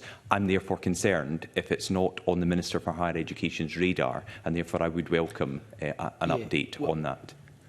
Absolutely, and I mean, it's every area of skills is on my radar, but also there are other ministerial portfolios that are engaged on skills considerations for their particular provision, and of course the provision of skills and higher and further education overlaps across all policy areas. So whether it be in medicine or in engineering or in other aspects of skills provision, these are all, of course, of interest and concern. And I will take that away as a point to just consider that further. And I thank you for raising it, Convener. Do officials have anything they want to say? Are officials involved in any of these discussions? There is actually a working group within the Scottish Government on this. So can I just confirm there's no one at our committee today involved in these discussions from education? There's only one official here from the relevant directorate, if that helps, Convener. But we will come back to you on these points. Yeah, I mean, I think the only thing I would add, Convener, is obviously it's for the SFC to ensure there's coherent provision in place. So the SFC will have a role in this, but as the Minister says, we will take it away and we will come back to you. Okay, I think that's probably a suitable time to take a comfort break, and I will suspend the meeting for 15 minutes.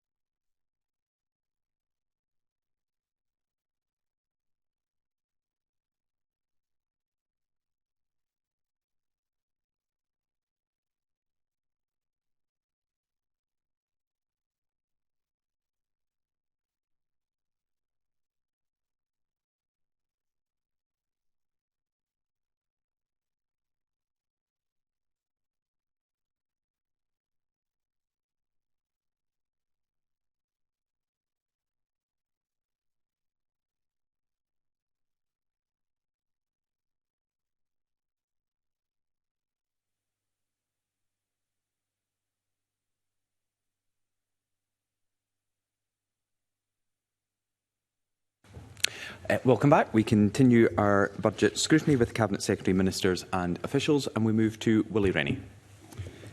So nothing seems to be happening to reduce the teacher contact time and deliver the manifesto promise. So what's going on? Well, I thank Mr Rennie for his question. Of course, we had the result of the EIS ballot, I think, on Friday, and we had the NASUWT ballot. I think neither the NASUWT or the EIS met the threshold of 50%. I understand the EIS is to reballot, although I'm not clear actually if the NASUWT have made public comment on their Yeah, they have. We have. Yeah. So the trade unions are obviously taking action at the current time.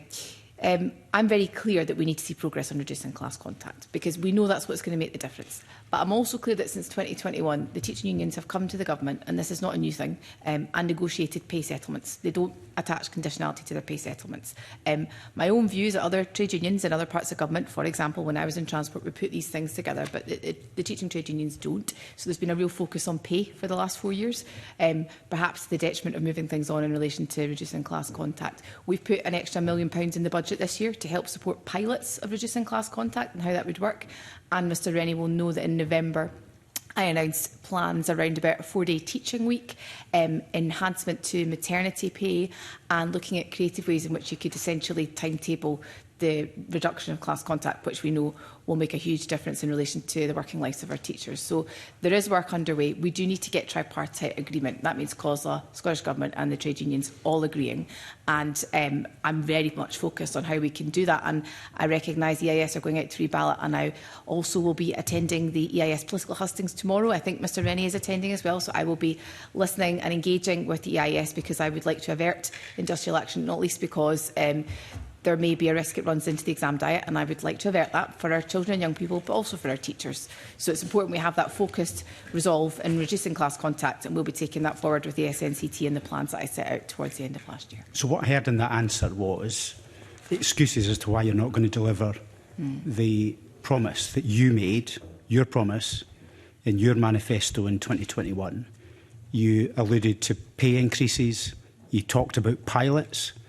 So have you given up on delivering the teacher contact time reduction by 90 minutes within a few weeks? Because that's the promise. No, I'm not sure I would share Mr Rennie's description of excuses. Had it been the case that I wasn't keen to advance this, then I wouldn't have come forward with the proposals I set out. I did that quite deliberately, publicly, so that teachers could hear my views about how this could be delivered. And it is the case that, you know, we've talked about things that perhaps we wouldn't have accounted for in 2021, not least the exponential increase in teacher wages, which have increased dramatically and mean that Scotland's teachers are now the best paid on these islands and continue to be well paid, and that's the right thing to do. But it has meant there's less money for other things. We also protected funding in the budget for reducing class contact. And last year's budget, and we've maintained this approach this year, we created a pot of funding that Mr Rennie is aware of. I think it goes back to Ms Somerville's time, actually, which was enhanced last year in line with inflation to protect teacher numbers. And our independent modelling that was carried out in 2023 said at that time, if we went back to 2023 teacher numbers, we'd have enough teacher numbers to reduce class contact in primary school, and then we could progress in relation to secondary provision thereafter. That's why that funding was attached to that. So we are of the view that we have capacity in the system at the current time. The issue in relation to how we resolve this dispute is on the use of the time.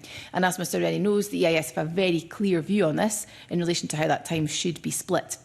We are trying to find a route forward via the SNCT to avert industrial action, because we don't believe, I certainly don't believe that's in anyone's interest. You're kidding us. I mean, you're not going to deliver this in the next few weeks. You've had 5 years to get this done. You're not going to get it in the next 5 weeks, are you? I mean, why are you kidding us? Why are you continuing to pretend that this is going to happen? Well, if I wanted to kid you on, I probably wouldn't have asked for extra funding in the budget for pilots, so I didn't need to put that in. Pilots, that pilots is tiny amounts. What we're looking here is a promise that every teacher would have 90-minute reduction in their contact time. Absolutely. Why is it not happening? Because you need to plan these things, and of course, but you've had 5 years to plan it. But in different schools, that will look different. So in the primary sector, it will look different. I was listening. You knew that 5 years ago. But we need to pilot to learn from what works best. Sorry to interrupt you, but why didn't you pilot 5 years ago? Why only a few weeks before the election and be doing pilots? Well, I wasn't imposed 5 years ago, as Mr Rennie will accept. But your colleagues were. Yes, and at that time, there were demands from the teaching trade unions to increase teacher pay. And I mean huge increases in teacher pay. So that classroom teachers, I know since 2018, I think the pay has increased by 40%. Significant increases that have cost the government since 2021 alone in excess of £800 million. We could not have forecast that when we came into power again in 2021. So that has slowed down, I think it's fair to say, the pace of progress. But the other factor here that is inherently linked is that the teaching unions separate paying conditions from their negotiations. My view, if they want to force my hand, and I want them to force my hand because I actually think this will make a huge difference, tell me that you want to reduce class contact in your pay claim, and then you'll force my hand and you'll force the hand of local government. But that's not the approach. So what we have seen is teacher pay go up like this, and conditions, which if you speak to teachers, and I know Mr Rennie does, and I do it regularly, that's the thing that's going to make the difference. So I think some of the positioning here hasn't helped, and it's slowed the pace of change down. But we've created the pot of funding I spoke to last year for the right number of teachers to be in our schools to deliver on this commitment, and this year the funding for the pilots, so we can learn from what works best. We're absolutely committed to moving forward on this, but the issue here is the resolution to the definition of the time, and of course the teaching unions have a firm view on that. So what I hear there, and teachers will hear, is that you blaming them for you failing to deliver on your promise in your manifesto 5 years ago. Why are you blaming them when it's your failure to deliver this? I don't think that's a fair characterisation. I think it is the case that Scotland's teachers are very well paid because of the way in which negotiations have been taken forward in Scotland. I respect that, and I respect the trade union's approach. That has meant that we have had an overt focus successively since 2021. Every year we have had to respond to successive pay claims. I've had to find money for that from my budget. You heard from Mr Greer where some of that's come from earlier on today. That's meant some pretty tough choices. But it has meant the pace of change in relation to reducing class contact is not where it should have been. And it's not a position I am happy to be in, Mr Rennie, to give you, I suppose, my own view on that. I had hoped we would have been able to move forward on this before now. But this isn't just about the government. If it were, perhaps we might have moved more quickly. Mr Rennie might not believe me on that. But if it were just about the government, then I would accept the full square blame that he lands at my door. But he knows I need the unions, and I also need local government to agree to this. And that's not where we are in terms of the SNCT.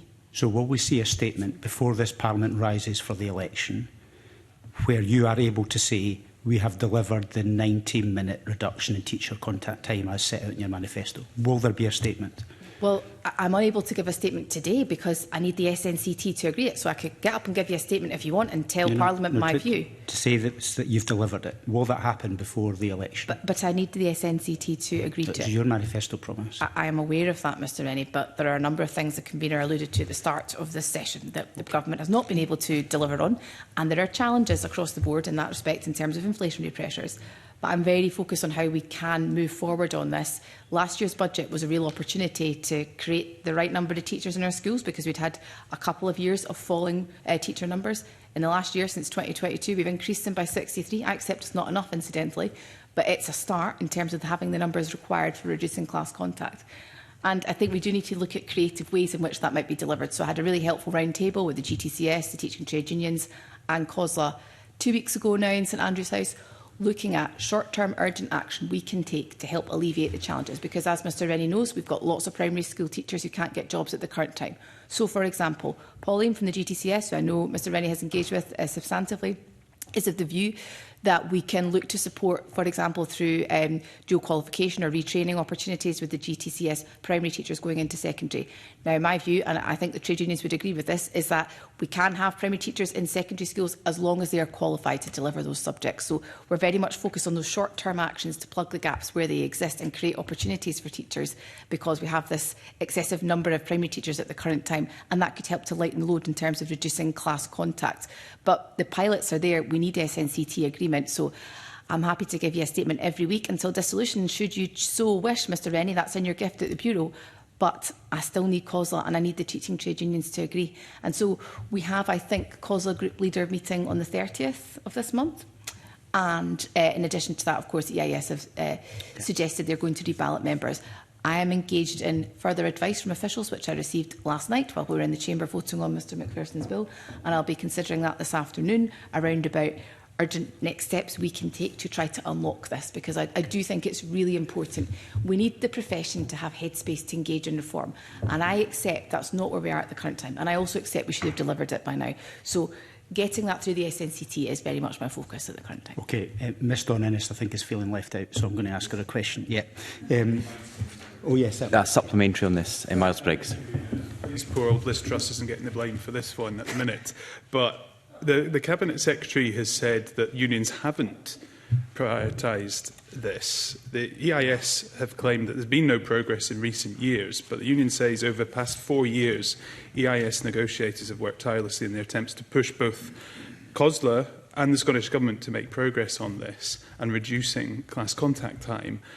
I've listened to what you said to Willie Rennie, but it doesn't sound like it's been a priority for ministers as part of these negotiations, and therefore it's not happened. Would that not be a true characterisation of why we are now at an end of this Parliament, having made that pledge very high up in your manifesto to teachers, to parents, to pupils, and here we are now, very unlikely that this is going to be delivered, and depending on manifestos, where this will go in the next Parliament? So I'm not sure I would agree with Mr Briggs' characterisation of what I said. No, Mr Briggs suggested that I had suggested that they had not prioritised this. That's not the point I was making. The point I was making is that they separate conditions from pay, so they negotiate these two things separately. Now, if you want to force my hand, then my view is that you probably should look at these things in the round, and that's not been the position of the teaching trade unions. And I would invite committee members to consider, let's wind back to Macron in 2001, the real substantive changes to teaching conditions. I'm not necessarily sure there have been substantive changes to the improvements in teaching conditions since 2001. And that's a problem, because wages are going up and up and up in teaching. And yet, as the committee knows, and I'm sure we'll come to, teachers are tired, they're burnt out, they need time to engage in reform. So it's really difficult for me to unilaterally foist that on the profession when the way in which we arrive at a decision here has to be through the SNCT. So I need local government, I need COSLA, and I need the teaching unions. It's not a one-way street. So I actually have been very focused on trying to get progress in relation to reducing class contact. It's one of the reasons I said publicly in November all of the plans that we've been working on publicly, so the teachers could hear the opportunities that we are considering, pretty radical opportunities like looking at a 4-day teaching week, but also looking at things like learning hours. I don't know if this is something the committee is interested in, but we see variance across the country just now in relation to learning hours. I don't think that's good in terms of entitlements, in terms of equality. If you're a P1 pupil and you live in a certain postcode, you get a different number of hours per week because you live there and not in another. That affects your education. I don't think that's right. So having kind of set out our stall in that regard, I think it's important we have engagement with the SNCT. The unions have been adamant about their view on this. Since my appointment, certainly, but long before that as well, that this will come down to the use of the time. The time is currently split between collegiate time, which is your kind of departmental meetings and whole school activities, and also planning, marking, correction. So we have suggested through the SNCT in my engagement with them that we look at redefining some of these definitions. They are rather old, as it were, because they date back to the days of Macron. So we could look to the SNCT handbook to update those definitions, and that might create a route forward for negotiation. But we do have to negotiate. It can't be me dictating as Cabinet Secretary, nor the unions, nor COSLA. We have to all come to the table with an open mindset to providing a resolution.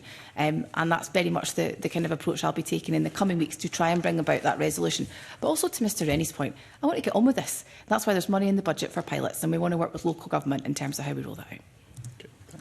Jackie Dunbar. Thank you. Good morning. If I could go back to what, an answer of Cabinet Secretary that you gave Willie Rennie in regards to, and I'm going to paraphrase because I can't remember exactly what you said, that primary school teachers could move to teach in secondary schools if they had the qualifications. Mm-hmm. Can I maybe ask you to expand what you mean? What you mean by that? What different qualifications would they need in able to do that? So at the current time, primary teachers can't teach qualified, like national qualification subjects in secondary schools because they're not qualified to do so. So the GTC would take a pretty dim view on it. I know at the current time that there are a number of primary school teachers employed, probably in Ms Dunbar's constituency, but I have seen it in other parts of the North East whereby primary teachers are filling vacancies in S1 to S3, so the broad general education. The view of the GTCS is that that needs to be supported with appropriate qualification, and it absolutely, on a point of law, needs to be supported in relation to the delivery of national qualifications. So as a primary teacher, you couldn't teach, for example, Nat 5 English unless you had the appropriate qualifications to do so. So the GTCS plays a really key role in that regard. It was one of the points that came out of the meeting we had 2 weeks ago. And we'll be revisiting that, I should say, to committee in March, because officials are now urgently looking at what we can do in that space. The other point in relation to the retraining of primary school teachers, is that primary teachers can become ASN teachers as well. All teachers are teachers of additional support needs, but we did put in extra funding to the budget last year, which has been protected this year, to go to local authorities specifically for the employment of additional support needs staff.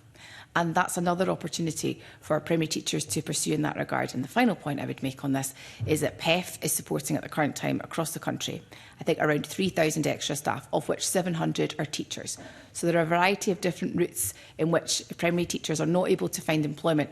There are opportunities for them to pursue, but we've also created that additionality to try to deliver on the expectations in terms of reducing class contact, to the points that Mr Rennie was making. So in that regard, is it difficult to then go and get those qualifications, or is it qualifications that they may already have that they could utilise? I'm thinking maybe maths or Very good question. Well, if I get this wrong, the GTCS will tell me. So you need a certain number of credits in your undergraduate degree to teach national qualification subjects. So like, I'll use me as an example. When I was at university, I studied a little bit of history, but I didn't quite have enough credits to teach history. So I went to my then employer, Edinburgh City Council, and they part funded me, and I funded the rest, to allow me to obtain credits via the OU, so that I could then go on to get the qualification from the accreditation rather from the GTCS to teach history. So there are ways in which you can work with your local authority to do it. Other people, in fact, many teachers at the current time may have the right number of credits from their undergraduate or their BA qualification to teach in secondary, but they also need to sit alongside that the accreditation that the GTCS offer. So they come out essentially and they provide that. And it's important that the GTCS is there as the regulator. Lots of countries don't have a GTCS equivalent. We're very lucky in Scotland that we do. So the GTCS, to my mind, have got a very key role to play here. And so officials are looking at options for us to consider around about future funding to say, look, are there ways in which we can help to support accreditation here to get more teachers into secondary? Because as the committee knows, we have an oversupply of primary and we have subject gaps, for example, in relation to secondary. So we should be able to try to find a route through that, but also recognising the need for people to have the appropriate qualifications when they're delivering those. Okay, thank you. Thank you. Back to Mr Rennie. The Minister will get a question about ELC. I know she's been waiting. So can she give us an update? She knows that I'm very interested in the different pay rates between the private voluntary independent nurseries and council nurseries, where those who are in the PVI sector get a much lower wage for doing exactly the same job as those in council nurseries. I know there's been a lot of work, so I'm hoping she's going to tell us she's now going to close the gap. Can she update us? Well, I'm pleased to be able to speak to Mr Rennie about this in committee, because normally it's in the chamber and I don't have very long, so I'm rushing my answer, so we can maybe get into a little bit more discussion around this. Mr Rennie is aware, I've tried to be very proactive in relation to the issue around rates, sustainable rates. Now, the budget obviously protects our £1 billion in our early learning, and on top of that, I think it's really important to highlight that we have made progress with the rates. This government has invested another £11 million to staff for the real living wage in the private and voluntary sector for ELC. That's on top of the £25 million in previous years. So I think we're the only country in the UK to have done so, and I think that's a really important point, because that has led directly to an increase in sustainable rates.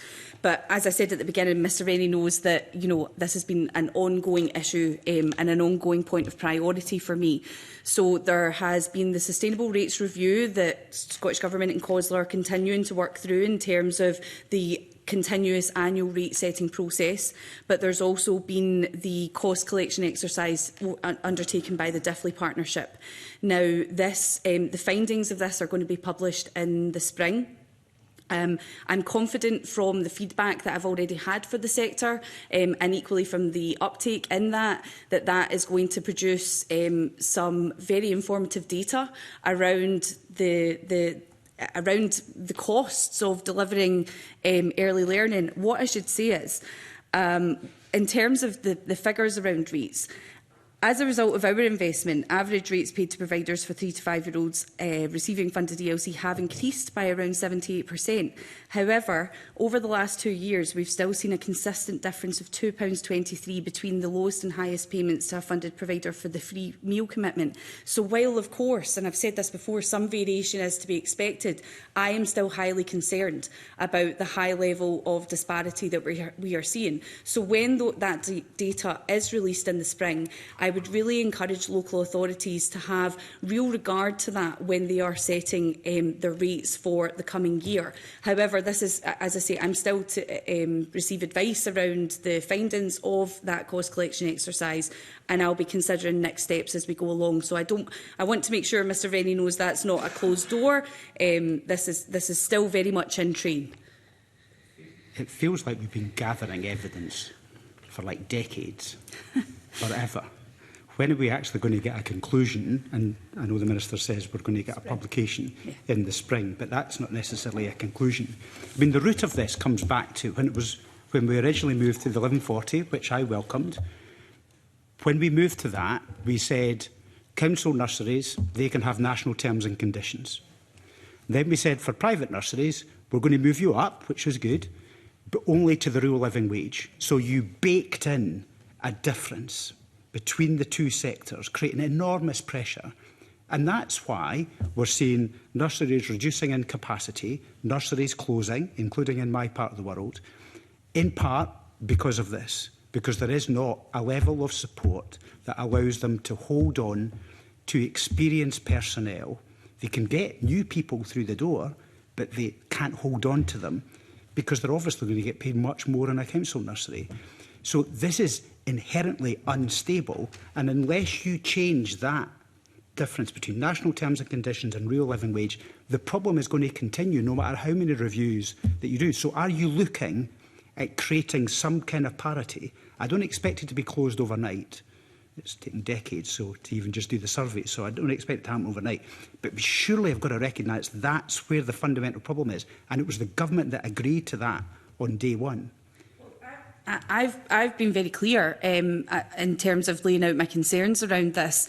I thought that the cost collection exercise was an appropriate next step to accurately ensure that local authorities were fully aware of the costs of running ELC for private providers and to try to enable a further level of equity. But I've been very clear, with my own officials, that we will need to consider next steps following that if we don't see the results that we want to see from this cost collection exercise in terms of bringing a little bit more parity between that. Question for the Cabinet Secretary. When she was discussing the budget for education with the Finance Secretary, did she ask for more money for this particular problem? There were around a number of different things. I actually think Ms Dunn-Innes was involved in some of that work as well. So yes, it was raised certainly in the context of our consideration of affordability and what will come next year.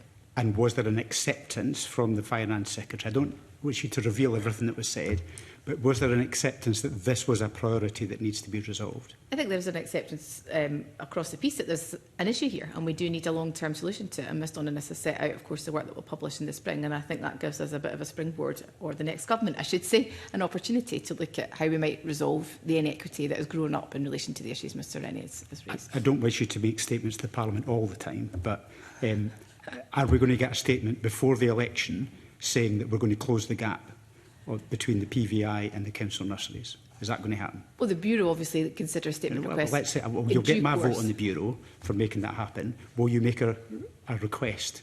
We'll consider all statement requests that Mr Rennie puts forward at the appropriate time. Neatly done. Okay, thank you. Thank you. Bill Kidd. Okay, now, I think probably the Minister for Children. Strengthening wraparound care is an essential component of supporting Scotland's families. Can the Minister then outline how the measures and investment which we've heard about in the budget will strengthen wraparound care? Absolutely. So we've got the two specific aspects of this around the breakfast clubs and around the activities. So I think this is, from all the engagement I've had with parents and families, it's really clear that this will go a long way in terms of helping them. So the breakfast, for example, will not only ensure that children are provided with a nutritious meal, but also that parents have the ability to take up employment opportunities over and above the normal school hours. Equally, in terms of the activity clubs, I think I've spoken to committee before. I've been out to visit some of the extra time projects. They are doing fantastic work, and we are obviously investing further in that to grow them, to work with other activity providers as well, though, to try and really build that up so that parents have more choice in that respect. Again, I think it goes a long way in terms of ensuring that children are staying active, have some healthy active activity after the school day. But also, again, coming back to that tackling poverty aspect and ensuring that parents are able to take up employment. Thank you. Is there a specific aspect to this for children with additional support needs? What kind of boost will that area? Because, if we're supporting children overall, will they get a specific element within it? Yes, absolutely. There is elements in that, and that's already something that's considered in terms of, for example, the extra time projects. I know that that's something that's already a focus for them because it's about equity for children, ensuring that no one is left out. And equally, we understand that parents with children with additional support needs could require, will equally have those same needs in terms of employment opportunities and also in terms of respite as well. So I think that absolutely that's something that is a focus for this investment. Okay, thank you very much. Thank you. Paul O'Kane. Thank you very much, Convener, and good morning to the Ministers. I suppose I'm interested in terms of, obviously we have a one-year budget, but there are projections beyond that, and I think that will be a challenge for whoever forms the government, and there's been commentary around perhaps the need for revisions to the budget in year, potentially post-election. So the Scottish Fiscal Commission, their estimates show that resource spending on education and skills is projected to fall by £69 million in real terms by 28-29 and falling each year over that 3-year period. So if I could ask the Cabinet Secretary what she thinks the impact of that future cut would be and what sits behind that modelling. So these are forecasts, and I think it's important to say that, as we all know, there will be an election in fairly short order. And Mr O'Kane talked to, I think, revisions in year. We are keen to avoid that as a government. I don't know if he has aspirations about joining the government himself and revisiting the budget, and that's why he talks in those terms. But in terms of the to be fair, from other people, particularly those I've heard it from his party leader, so I wonder if that was the point he was making. But we have been able to protect education spend. We've enhanced education spend, but there are challenges for the public finances, which I would consider are not unique to the education portfolio. Across the government's budget, we've had to make difficult choices. We've protected health spend, for example. We've protected and enhanced social security spend. But there are aspects of us having to look at a public service reform agenda that I think Mr Briggs spoke to earlier on today, and we all have to play a role in that regard. To my mind, though, the uplift we've had for education this year has been really, really helpful in relation to the points that Ms Dawn Innes was making in terms of childcare, that wraparound provision, the free breakfast support and the support for the real living wage in ELC additionally. But I think it's also worth pointing out that there are always reconsiderations of budgets in year, and of course after the election the next government will look at these things in due course, and there may be reconsideration of some of the wider issues. The points that the SFC has made, particularly in relation to education, has very much been a focus for this government, though, in protecting the budget. I mean, I absolutely understand her point about we will have an election, there will be a government formed. However, does she recognise that there again has been evidence given by Fraser Allender and others at the Finance Committee around, I suppose, these problems having built up over time, and that projection from the Fiscal Commission, is stark and will have to be dealt with? And does she recognise that that is a serious challenge and something that will have to be addressed? And what planning has the department done, her officials, in terms of looking at those projections? So I accept it's a challenge. We could have a political debate about the origins of said challenge, but I'm not going to do that today, convener. I think it's important that we are transparent. The kind of approach to setting out our funding cycles has provided for that. But I just want to again put on the record that that does not preclude the next government from looking again at allocations and again considering where additionality might come from. We have had, though, an increase in this year's portfolio resource funding, which is important to welcome for all the good work, of course, that Ms Dawn Innes has set out. But we've also been able to protect funding for things like teacher numbers. So, to my mind, protecting the education budget, and of course a former teacher would say that, is vitally important. We have, as a government, put in significant additionality through the Scottish Attainment Challenge and through, of course, protecting things like free tuition, which I think speaks to our values as a government. So I recognise the challenge here. I believe the challenge is not unique in Scotland. The UK government faces very similar challenges in terms of the public finances. We might have an agreement in terms of our politics, in terms of where the origins of that may have arisen. But it's important that we work in a transparent manner, and the way in which, of course, our kind of spending is set out allows that to be open and accountable to the public. And officials might want to say more in relation to the planning we've had. And again, I just say that this does not preclude future governments from looking again at these allocations. I think that is important. Andrew, do you want to say more on that? Did I see you putting your hand up? No. I can do if that'd be helpful. I mean, I suppose two observations. Sorry, is that on? Yeah. I guess two observations on the medium-term picture. The first is, I think I know that Scotland have been consistent on this for some time, the need to focus on more preventative spend to make our services more sustainable, so addressing the basic demand for services at the kind of origin of that would be one key part of what we need to do going forward.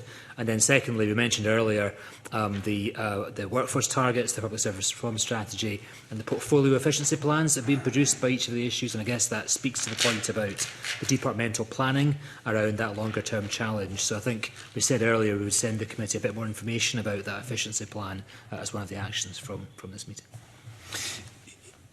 I mean, I recognise what the Cabinet Secretary is saying in terms of origins and trying to avoid a political debate, perhaps. And we heard some of that, I think, rehearsed earlier in questions with the convener.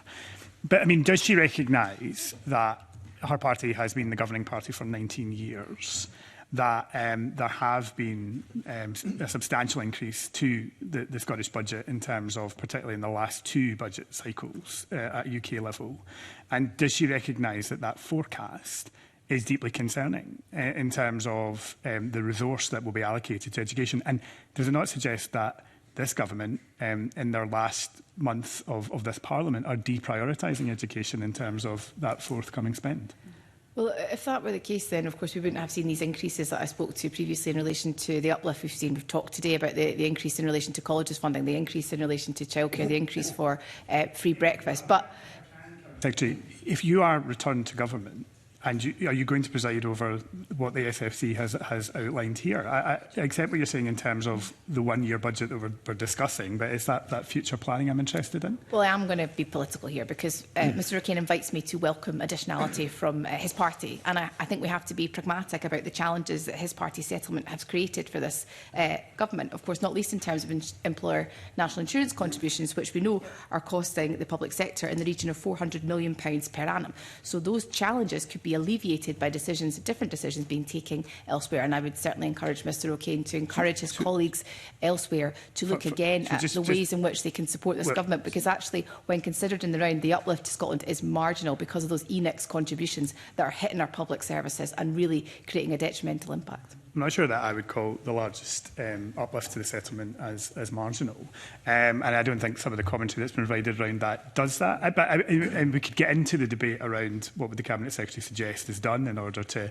I've got an answer on that one. Well, I'm quite sure you do, and I'm quite sure we've heard it before. I wonder if I can just turn to capital, because I know this is something that we discuss a lot, and I know the Cabinet Secretary is always keen to point to the government's record in terms of capital investment. But on those projections, again, from the Fiscal Commission, there would be a decrease in terms of capital spending, including financial transactions, of 3.9% in cash terms. That's down 6% in real terms. What's her view about what that would mean for the education estate? And I appreciate she's going to tell me all that's happened in the estate, but there is still work to do. Well, I am going to talk about what's happened in the estate, because we've made remarkable progress in relation to improving the quality of the school capital estate. And when, of course, Mr O'Kane's party were last in power, I think about 62% of schools in good or satisfactory condition. Today it's over 92%. So we have dramatically transformed the quality of the school estate by prioritising that investment. Just on that point, does she accept that some of that work, because this was reported on recently in the Herald, some of that work was pre-2007 and actually the baseline moved? Yeah, well, I hear Mr Macpherson make the point around about public finance initiatives in our schools, of course, many of which are still having to pay back exorbitant costs associated with school buildings that do date back to his party's time in office. So look, we'll look at the challenges in the round, but I do think we've been able to protect capital spending, particularly in the school estate investment approach over the course of the time my party's been in office. And then, of course, as we've heard from Mr Macpherson, we are looking at substantive ways in which we can transform capital allocation for our college sector. That will not be done in a one-year budget. And I think some of the wider challenge that Mr O'Kane speaks to will be a matter for the next government coming in to look at that kind of approach and decisions that they may want to take. But I reflect on what has been a good deal for education in relation to the allocation we have received this year, uplifts in a number of different areas that I certainly welcome and that stakeholders across the board have welcomed additionally. I know the Cabinet Secretary is keen as well to point to the role that local government plays in terms of 32 different versions very often, I think she alludes to, in terms of provision. I wonder, what's her view on COSLA's comments on the budget, that it does not address the scale of pressures facing councils, and indeed the commentary that sits around that councils are obviously considering council tax increases. I mean, does she recognise that the projected reductions in council budgets will have an impact in terms of the resourcing? And we've had this debate in the chamber around classroom resources, around what's available to teachers. I mean, does she share COSLA's concerns? Does she recognise them? So I've heard the concern from COSLA. Most of the commentary from COSLA, actually, as I understand it, related to health and social care. However, in terms of education, I've been really clear that in our engagement with local government, education spend needs to be protected. It is at the current time, and that's why we enhanced the funding going for teacher numbers and ASN last year. That's ring-fenced, it's protected for good reason. So I think that's important. And of course, there's often debates between local government and Scottish Government around about the protection afforded to education. I think that's important. I actually think that reflects the people's priorities in Scotland. They want education spend to be protected and enhanced, and that's exactly what we've delivered for. She told me last week, I think, or the week before, in response to a topical question, that PEF, for example, shouldn't be used to plug gaps that exist. And I think we heard from Mr Watson about trying to kind of future-proof and mainline some of that preventative spend and trying to...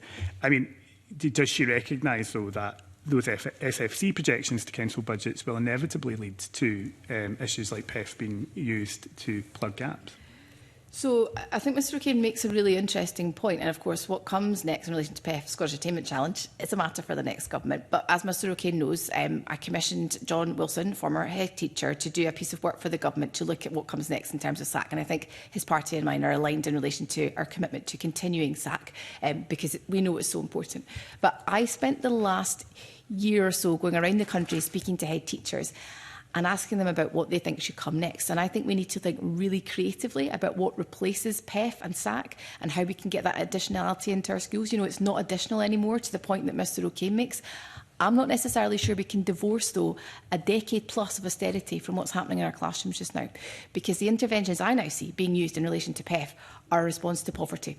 So that is a change that we've seen in the course of the last decade. And where I see PEF being used in really creative and imaginative ways, I'm not sure that's where that spend would have been used 10 years ago. And I think we need to respond to that in relation to how we fund our schools, which is exactly the piece of work that John Wilson's taking forward. And to recognise that actually in our budget provision, you know, this is not about pure education anymore. It's actually about the broader way in which we support families. And we need to, in my view, as a government, adapt and respond accordingly in terms of our budgetary provision.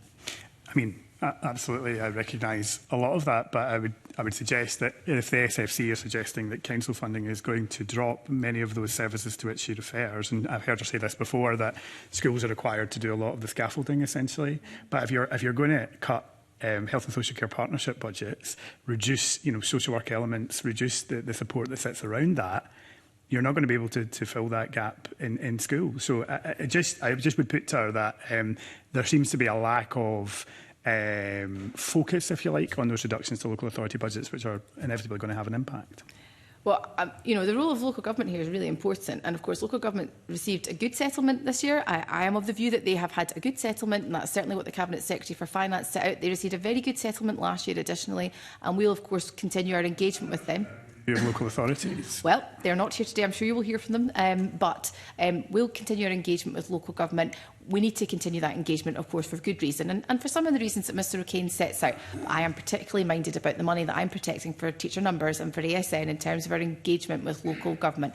And Mr O'Kane will recall that that funding was released last year on the agreement from local government that there would be meaningful progress on reducing class contact. And I'm afraid we've not been able to deliver that in the past year. So I think it's important that we do work with local government for the reasons that Mr O'Kane sets out, because that's the way in which Scottish education is currently delivered. Thank you, Convener. Just on your last response here, Cabinet Secretary, that you believe it's a good settlement for local government, why then did SNP Councillor Ricky Bell say it was a very poor budget? I'm not going to put words in Mr Bell's mouth. They're his words, so I'm asking you, why does... Forgive me, it's a quote. Yes, yeah. Well, look, we'll continue our engagement with local But this is coming colleagues. from one of your own councillors, representing the body of all that. 32 local authorities. That must concern you as an SNP minister, that an SNP councillor is publicly saying your government's budget is very poor. We'll continue to work with local government, Convener. I hear the points that are being made today. The delivery of school education, though, is inherently in the hands of local government, so I need to work with them, and I've done my best to protect education spend in that regard. Although I accept the point I think you're making, which was one made by Mr O'Kane additionally, that this is not just about education spend. Because this article, it's an article in the Daily Record today where Ricky Bell is quoted his submission on behalf of COSLA, and the article goes on to say that there are concerns that there will be big council tax rises are now expected to ease the pressure on areas like education and leisure. So we're going to be facing big council tax increases because of your government's budget, which your own councillors are saying is very poor, and they're going to have to fill the gap with increased council tax to pay for education and leisure services. Well, no one wants to see that, Convener. I should point actually to the work that I undertook last year with Ms Robinson and Mr Gray. That was a kind of cross-portfolio approach to engaging with local government on these issues, and I very much look forward to that continued engagement this year, because we need to get a resolution with local government in relation to the funding of services for all the reasons that you rightly set out. So are you anticipating those will be successful negotiations and therefore we won't see significant hikes in council tax to pay for education and leisure services, as is predicted in this article in the Daily Record today? Well, I'm an optimistic minister, Convener, so I will continue to play my positive role in supporting those discussions and negotiations, because I think they are important, but they're also in the best interest of democracy and the people that we all represent. Okay. John Mason. Thanks very much, Convener. Mr O'Kane was asking about some kind of longer-term issues, and I wanted to kind of maybe build on that a bit, and especially focusing on preventative spend and how that works in. And particularly, I think there was a commitment at one point that 5% of community-based health and social care spend would be on preventative measures from 2030. I think that was in the 2021-22 programme for government. And now, I'm not expecting the ministers today to be all over the finance side of things, but the Finance Committee got a report, a response from the government, saying we are testing a budget tagging method for tracking preventative spend across the Scottish budget. So can you just give us any kind of comments about preventative spend and how you're looking at that? I'll take this one. Thank you. Yes, absolutely. So I think obviously that commitment was made in relation to whole family wellbeing, but I believe that the priority around prevention has been growing ever further since then, and I think we are actually going further than that now. I'm happy to get back to Mr Mason with a specific detail around the 5% in relation to health and social care spend, because he'll understand that that doesn't sit with me. But I'd like to give a kind of more general response in terms of the government priorities. So preventative budgeting is a central element of the public service reform strategy. You know, it's absolutely essential in terms of improving outcomes, addressing root causes of demand and ensuring long-term fiscal sustainability. And actually, I think it fits in quite well to some of the discussions that we were just having around local authorities and the decisions that local authorities can make in terms of that preventative spend and the money that can be saved as a result of that later down the line. So I think that's a really key point to highlight. Now, the strategy specifically includes a work stream on preventative budgeting, and it commits the Scottish Government to redesign budget processes to track and monitor preventative spend, to guide decisions on resource allocation, to reform budget rules, to allow funding to move across portfolios and services, and to expand our Invest to Save approach to finance transition costs and kickstart prevention. Now, for me in my portfolio, I think this is really, really important to me, because members will be aware, in relation to specifically looking at spending on the promise, for example, delivery of the promise is not a one portfolio shop, essentially. It has to be a cross-government priority. And I think, as I say, that move towards prevention and that real priority towards prevention, I think is really positive in terms of our tackling poverty agendas, in terms of our whole family support agendas, and in terms of our delivery on the promise. So looking at my portfolio specifically, and I would argue that much of the spend in my portfolio is preventative, whether you're looking at ELC, which can have huge impacts on early child development, whether you're looking at the promise, and that's the various strands of the promise in terms of not only ensuring that children in care are supported the way they should be, but also that we're supporting families in a preventative way so that children are not entering into care. You have the work that we're doing around secure care in terms of rehabilitation. So as I say, I believe that the majority of what we're doing in my portfolio really is prioritising preventative spend with the aim of keeping families together, growing connections, promoting attachment. I think also something that's really key to highlight as well is the joint approaches that we're taking around this so for example with health, there's a real joint or cross-government approach in relation to, for example, early child development. I worked very closely with health ministers around that. Also in relation to the investment that we're putting into Bairnshouse, we have worked very closely over the past few years with Justice and with Health to ensure that we are supporting that from a cross-portfolio basis. So, one of the examples, for example, a few years ago was the family nurse partnerships. And, OK, that's maybe more of a health thing, but if a kid gets a good start in life, it's going to affect them when they come to primary school, secondary school and so on. I mean, is it impossible, or do you think it's easy to split, what is preventative spend from what is kind of reactive spend? Because, at primary school, to some extent, you're reacting to what's already happened to the kid before they got to school, but you're also kind of preparing them for secondary and beyond. I think it's easy to split it into what is preventative and what is reactive. I think the difficulty comes in trying to understand how much will be saved from the decisions that you're making at that time. So take, for example, a 3-year-old child. The interventions that we're currently making just now in terms of ELC or in terms of our play strategy will be having really positive impacts. But we can't necessarily measure what would have happened to that child should those impacts not have taken place. So, for example, a child could fall into there could be issues with behaviour, there could be health issues, there could be justice issues, and I think it's hard to quantify that.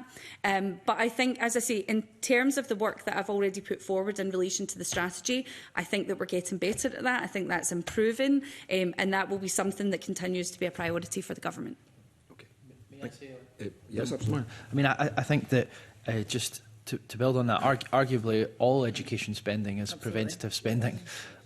In the way that my ministerial colleagues set out, but also later in a person's life, of course, the significant additional investment we're putting into colleges will have a preventative impact, and the long-standing commitment to funding people through university has an impact, the support through apprenticeships has an impact. But again, similarly, it's hard to quantify, what reductions that has in the criminal justice system or in the health system with people going to work and flourishing, arguably, in many cases, not needing healthcare provision that they might have if they hadn't been successful in that way. So such an important point, and the more that the education system thrives and delivers, it certainly has a reduction on pressures elsewhere.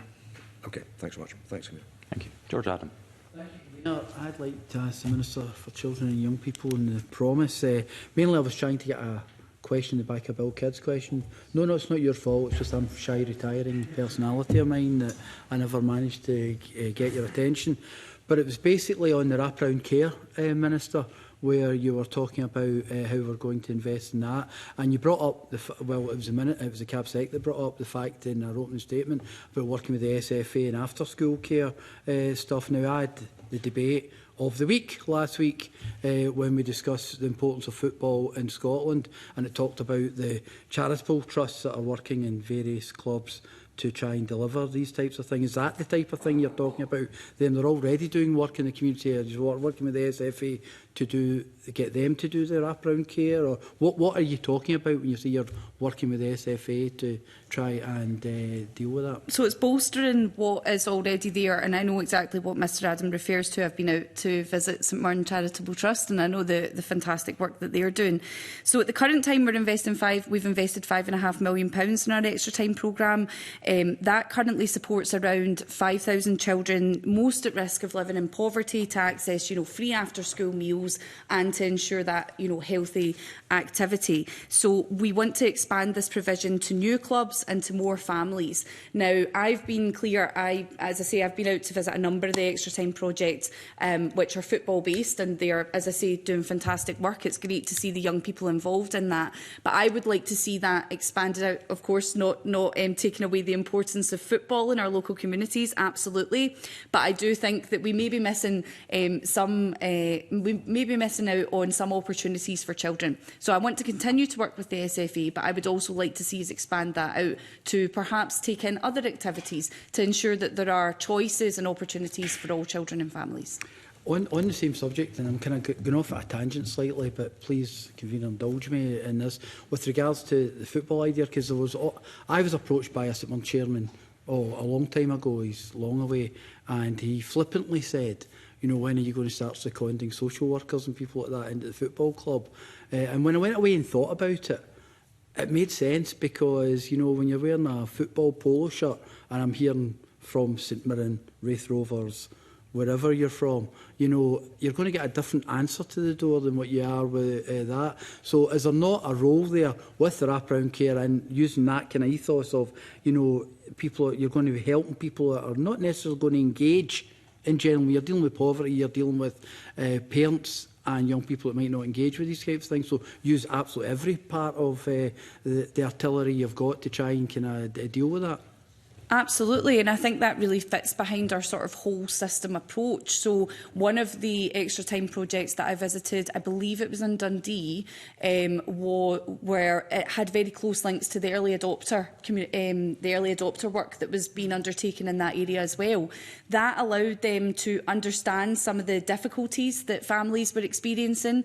It allowed them to be able to wrap around that family, essentially, to work with each other in terms of providing that family the best support. So it sort of maybe started off as the activity and it expanded out into more. And I think, as I say, in terms of everything that I've been talking about around prevention this morning, I think that really fits into that ethos. So I would imagine, a system, and I think that really takes us back to the importance of taking our time to consider it, to really understand the work that's going on in these early adopters. But I would imagine a system where everyone is talking to each other, where families only need to knock on one door, but are getting the right support that they need and are able to access that from a number of different, support services, organisations, or whether it just may be childcare activities. So absolutely, I think that's a really important point Mr Adam raises. And Cabinet Secretary, it's hugely important that the work the government's doing to reduce poverty attainment gap continues. How does this budget support that and take us to the next stage on that journey? So the budget continues the funding for the Scottish Attainment Challenge, and in particular the funding for PEF, which has been transformative, if Mr Adam knows, for our head teachers who are using the PEF funding in a variety of different ways. And I was kind of struck by John Mason's question earlier on about preventative spend, thinking about the role of PEF in that space, which is now being used, for example, in the employment of family liaison officers who are supporting attendance at school. Things like that, I think, in the past might have come from other budget lines, are now being used by PEF, and we're looking at much more creative ways to support families, which in the past, again, I think the school was quite a closed gate in general terms, traditionally, to families. It's now much more open, and PEF has helped to create a more community approach actually to education. And our learning, I think, from PEF will be fundamental in that regard, which is why the work I spoke to in relation to John Wilson will be really key to informing what comes next. And we've given an assurance through this budget that SAC will continue in its current form. So that's to help reassure local government in terms of their funding, actually, that this will continue. However, we need to evolve what comes next because schools have fundamentally changed. And I think a large part of that shift has come post-pandemic, whereby schools have turned the way in which they deliver education into something that's much more often community-based and involves families. And we, I think, need to better reflect that in the funding that goes to schools. It's accidental how all my questions seem to be linked here, but PEF funding is a perfect example of how people on the ground, those that are delivering education, have taken something that the government created and turned it into something completely different.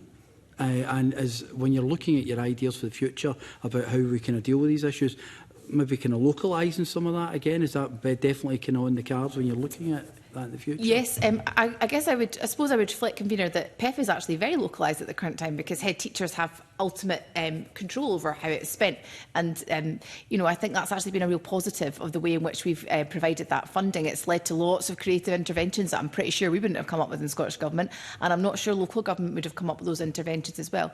But it's also employing an extra 3,000 staff in our schools, not just teachers. I think I mentioned this earlier on, about 700 are teachers, but you've got a number of other staff who are now employed in our schools, whether that be from the third sector, from different organisations, from charities, and that is creating a completely different approach to supporting families and getting kids back into school post-pandemic. So where there have been challenges, other organisations, i.e. not traditional kind of educational organisations, are able to make those interventions and those kind of cross links to bring families into schools. So the example I gave earlier on related to family liaison officers, but I was just thinking about another example I saw with, I think I've spoken about this in the chamber.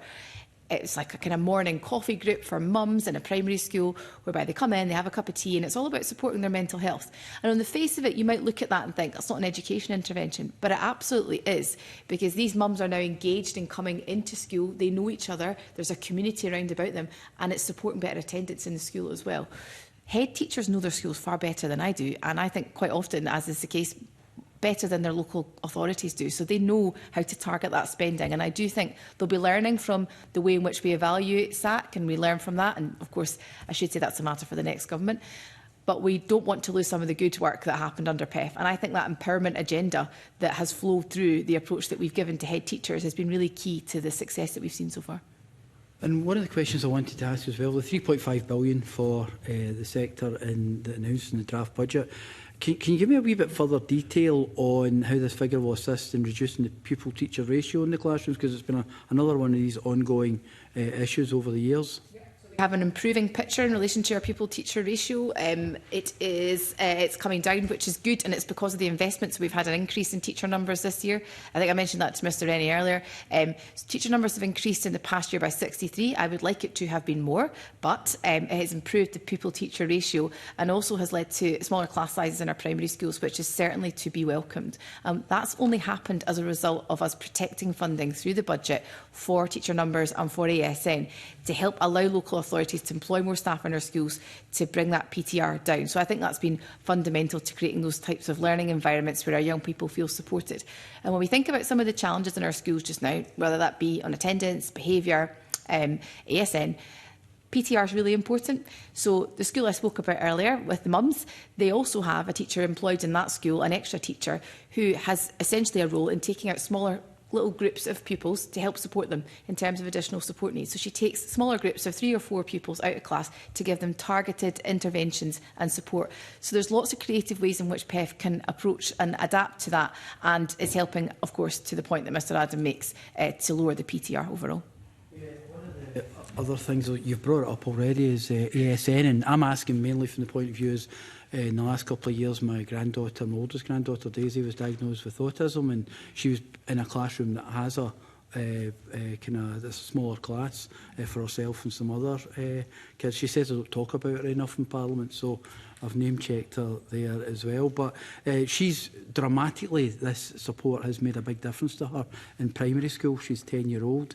11, just turned 11 at the end of the year there. So, you know, the ASN, what we're doing, the work with ASN, how is that working out with the budget? How is that I'm only talking about one school in Renfrew, effectively, where it's working. But how is that practically working throughout the country with the extra support that we're putting in for ASN? So, again, in the budget, we've protected ASN spending. I spoke about the funding we put in place last year that's been replicated again, and that funding was targeted specialist staff.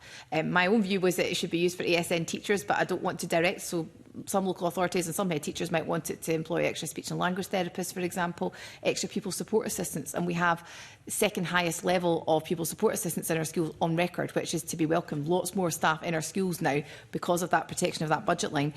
We also, though, look at how we can essentially through the local government allocation protect funding for ASN. So we know the latest figures on this are actually a little out of date. I think it's 23-24, is that right, Alison?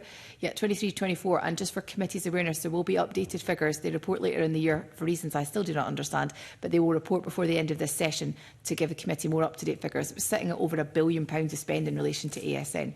So that's making a difference. I'm very keen, though, and committee members will have heard this in my statement to Parliament last week, which was largely informed by really good cross-party working, I should say, on this issue, that we make sure that funding protected at national level gets into our classrooms where it's needed most. And so part of that is about ring fencing, protecting funding, but it's also part of us looking at how we deliver ASN in our schools. What does that support look like? So there's a tailored short, sharp review, which the opposition asked for, and I announced details of last week. That's going to be led by Janie McManus, and we'll report before the end of this parliamentary session, which I think is really important. But we're also looking at the quality of data. You know, we know that nationally over 40% of pupils now have an identified additional support need. But if you delve into that, it's a much more complicated picture than that 40% monolithic kind of number would have you understand. So we need to really understand more. And the growing figures around about, I think it's social, behavioural and emotional, the largest growing group in that kind of part of the ASN measurement. So we need to look again at definitions, at how we are able to target support to help provide teachers with the support they need in schools, but also to help provide the government with better data on all of these issues so that we can make sure that the funding we're protecting at national level is actually meeting the needs of the pupils that are in our classrooms. Yeah, well, just on that, and it's just a statement just finally, is I get the figures with more and more children can identify or saying that they have additional support needs, because even if I look at my own wee neurodivergent family, we have quite a number of my grandkids that are like that. Apparently, according to my daughter and my wife, I've been masking that long that I don't even know I'm masking anymore. So I don't know, maybe I need to talk to someone about that. But it's not a case of something new, it's something that's always been there. It's just that we deal with it a lot better now. Yeah, I think that's absolutely the case. And I was in discussions actually with Mr Arthur on this point yesterday, because we have a shared interest here in relation to his responsibilities, and just reflecting that, you know, when we were at school in the 90s, there would have been pupils in those classrooms that had additional support needs. Their needs were not met, they weren't identified, and they probably left school without support they should have had. So we're now much more attuned to understanding additional support needs. And we need to get better at providing the support that goes along with that. And so the review that Jenny's leading will be key to some of that work, but also the data work that I mentioned. We see variance across the country on all of these kind of categories. And we had a conference, a data summit actually in Murrayfield in November with local authorities, and looked at the variance by local authority in some of these categories across the country. So we need accurate reporting to make sure the data that's gathered locally is helping to inform funding that's targeted to need. And the final thing I should actually mention in relation to ASN is that Willie Rennie asked us, if you recall, for a national event. And I'm always keen to give Mr Rennie what he wants, as Mr McPherson was yesterday. So we're having a national event that you will all be invited to, convener, and that event will look to share best practice. There are great examples of ASN support happening across the country just now. I know there are challenges, but it's important we lift up that good working where it's happening and give support to the profession where they need it. Definitely. Thank you, Convener. Thank you. Jackie Dunbar. If I could come in briefly on the back of what George Adam was saying in regard to additional supports needs and the support workers that are put in place to help the child. How do we ensure that the support follows the child going through their educational life? Now, the reason I'm asking is because, putting my head back on as a former local councillor, I know that schools got additional support workers for to help the needs of the child.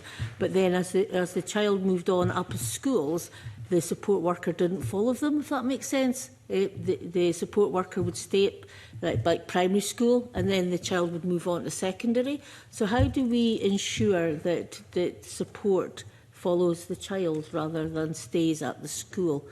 And just to make sure that the additional support that's there is getting used to the best of that we've got. Can I just clarify something? Is this about transitions between education and on to other things, or is this about ASN in school itself? Yeah, just ASN in school.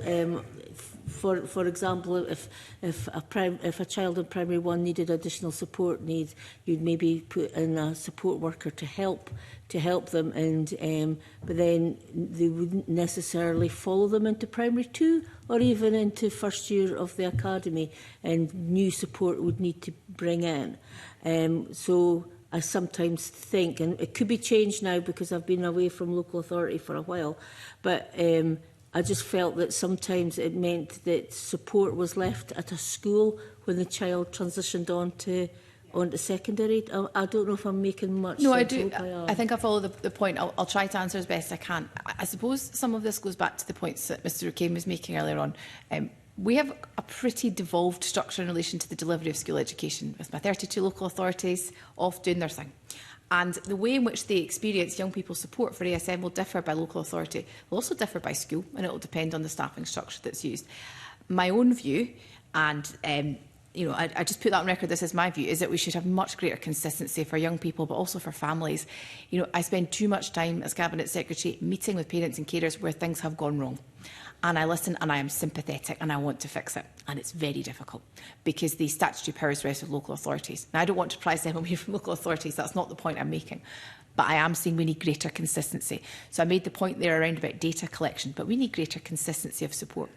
One of the things we've been exploring, and I have mentioned this in the Chamber previously, is an approach to a national staged intervention model that essentially would mean that support across the country, no matter where your pupil was educated, your child, looked the same, and that you could expect that support in a local authority and you could expect it on a school-by-school basis. That would be quite a radical shift, but I think it would give some comfort to parents and carers who far too often have to fight against systems and battles and hours allocations when their child moves school, and it's disruptive. It's not great for the young person. I think about one of my own constituents, Niamh Braid, who you might have read about. She took Fife Council to court in the not too distant past because she was not able to obtain the legal support she should have had for BSL provision. And her mum had to take it all the way to tribunal, and poor Niamh was given evidence at this tribunal the day before one of her exams. And they came to see me, and I just thought, this is not right. And that's just one example. There are multiple examples that I've had on my desk in the course of the last 3 years. I think we do need to think pretty creatively with local government about how things can get better. I spoke to the targeted funding, but that's not how a young person with ASN should experience support. They need consistency. That helps support better outcomes for them, but it also helps to support the families as well. I'm pleased to hear that, and I do fully understand why schools would want to keep the resource that they were given. And that's a challenge as well. Thank you. Paul O'Kane. I suppose just briefly, would the Cabinet Secretary recognise that there is a resourcing challenge? So it goes back to the exchange we had in terms of those local authority budgets. And, I recognise a lot of what she's saying about trying to find standardisation or trying to find a commonality of service, if you like.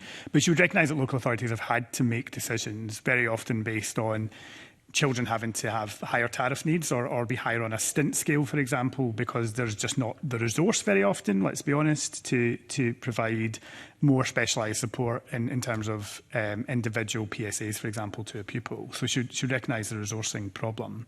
And I mean, I'll declare an interest here that I used to work for Enable Scotland, and Enable Scotland authored a report back in 2016-17 around the presumption to mainstream and the 22 steps to inclusion that would be required. I mean, John Swinney at the time, I recall, embraced that report and said that the government would take action on a number of those points which cover what we're discussing today. That hasn't happened. So, would she have any reflection on that in terms of the length of time that her party's been in government? So I suppose on the point around about resourcing, I do agree very much with Mr O'Kane. And Audit Scotland, as the committee will recall, published a report, I think last year, which essentially talked to this issue in a lot more detail and talked to the lack of data that we have in relation to ASN, but at national and local level in relation to resourcing. I would like to know that the £1 billion to spend that's going to ASN just now is going to our classrooms, going into supporting young people that Ms Dunbar just spoke about. But we don't have clarity in relation to that. So we're taking forward a piece of work in that regard to follow the money, to ensure that the funding that I protected in the budget last year and again this year, the additional investment for ASN on top of that £1 billion is getting into classrooms where it is needed most. I do think we need to have really creative conversations around about how we resource our schools. Because if we look at ASN figures just now, they're growing, and they're growing every year. And I think it's important we have an inclusive education system in Scotland, and I agree with Mr O'Kane's points in relation to resourcing. But this just can't be about education.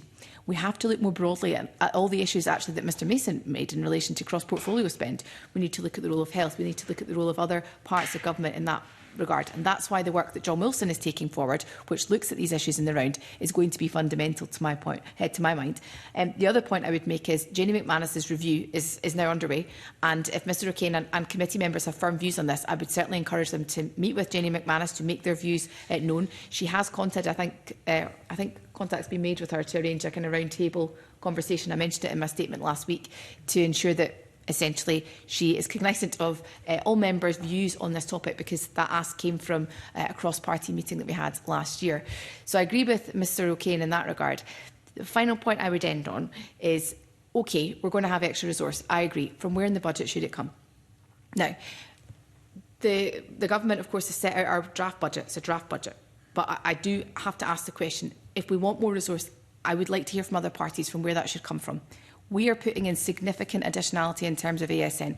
£1 billion in 23-24, the extra funding that we've protected in the budget this year, funding for pupil support assistance and also funding for our specialist schools as well. But I do not see a credible path from any of the opposition at the current time in relation to ASN, but I am more than happy to consider that because I agree with the points Mr O'Kane has made. If I can, just very briefly, I mean, essentially the point I made, which the Cabinet Secretary didn't perhaps pick up on, is that 10 years ago in the previous Parliament to this, there were organisations who were making a lot of these points, particularly around data and around what we don't know. So I would just, I appreciate she said earlier she doesn't want to be bound by the decisions of her predecessors.